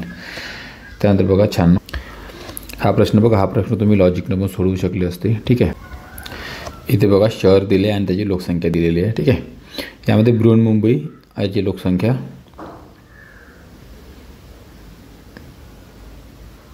18.4 दशलक्ष. ठीक आहे, सर्वात जास्त बृहन्मुंबईची आहे ते आपल्याला माहिती आहे. त्यानंतर दिल्ली 16.3, त्यानंतर कलकत्ता 14.4 आणि सर्वात कमी हे चेन्नईची आहे या 4 शहरापैकी. ठीक आहे, त्याचे उत्तर 4 येते. तर लोकसंख्या हा चॅप्टर खूप छान करून ठेवा. थोडा हा डीप प्रश्न होता, पण ठीक आहे, असे प्रश्न आजकाल आयोग विचारतो. हा बघा महत्त्वाचा आणि फेमस प्रश्न आहे. सन 1999 विकासाची LPG प्रतिमान डॅश या त्याच्या वेळीच्या अर्थमंत्र्यांनी अंमलात आले. ठीक आहे, त्यावेळेस अर्थमंत्री कोण होते, तर मनमोहन सिंग त्यावेळेस अर्थमंत्री होते. ठीक आहे, म्हणून त्याचं नाव आजही घेतलं जातं त्यांचं त्या कार्यासाठी, LPG धोरणासाठी. त्यानंतर बघा 98 11व्या योजनेअंतर्गत सर्वसमावेशकता दर्शवणारी मोजता येण्यासारखी काही लक्ष्य समाविष्ट केली होती. ती म्हणजे ती लक्ष्य कोणती, तर हे 4ही लक्ष्य समाविष्ट करण्यात आली होती. ठीक आहे, पर्यावरण, शिक्षण, आरोग्य, पायाभूत सुविधा आणि उत्पन्न गरिबी. ठीक आहे, त्यामुळं पर्याय क्रमांक 2 हे करेक्ट उत्तर आहे. इथे बघा वित्तीय सर्वसमावेशकतेसाठी प्रधानमंत्री जनधन योजना खालीलपैकी कोणत्या दिवशी सुरू करण्यात आली. ठीक आहे, आता हा खूप फेमस प्रश्न होता त्यावेळेस, आणि अशा काही महत्त्वाच्या योजना वगैरे आल्या तर त्याचं तुम्हाला ते माहिती पाहिजे तारीख. ठीक आहे, याचं उत्तर आहे 28 ऑगस्ट 2014. ठीक आहे, जमीन सुधारणेच्या व्याप्तीमध्ये कोणत्या गोष्टी समाविष्ट होतात. आता बघा याच्यामध्ये कोणत्या गोष्टी जमीन सुधारणेच्या व्याप्तीमध्ये मध्यस्थांचे उच्चारण ते बरोबर आहे. कूड कायदा सुधारणा एकदम जनरल आहे दोन्ही. जमीन कायदा मर्यादा बरोबर आहे, आणि सहकारी शेतीचे संघटन ते पण बरोबर. ठीक आहे, तर वरीलपैकी सर्व याचं उत्तर आहे. ठीक आहे, इथे आपलं विश्लेषण संपलेलं आहे. ठीक आहे, जर तुम्हाला ठीक वाटलं असेल तर नक्की लाईक करा आणि सबस्क्राईब करा. जय हिंद, जय भारत.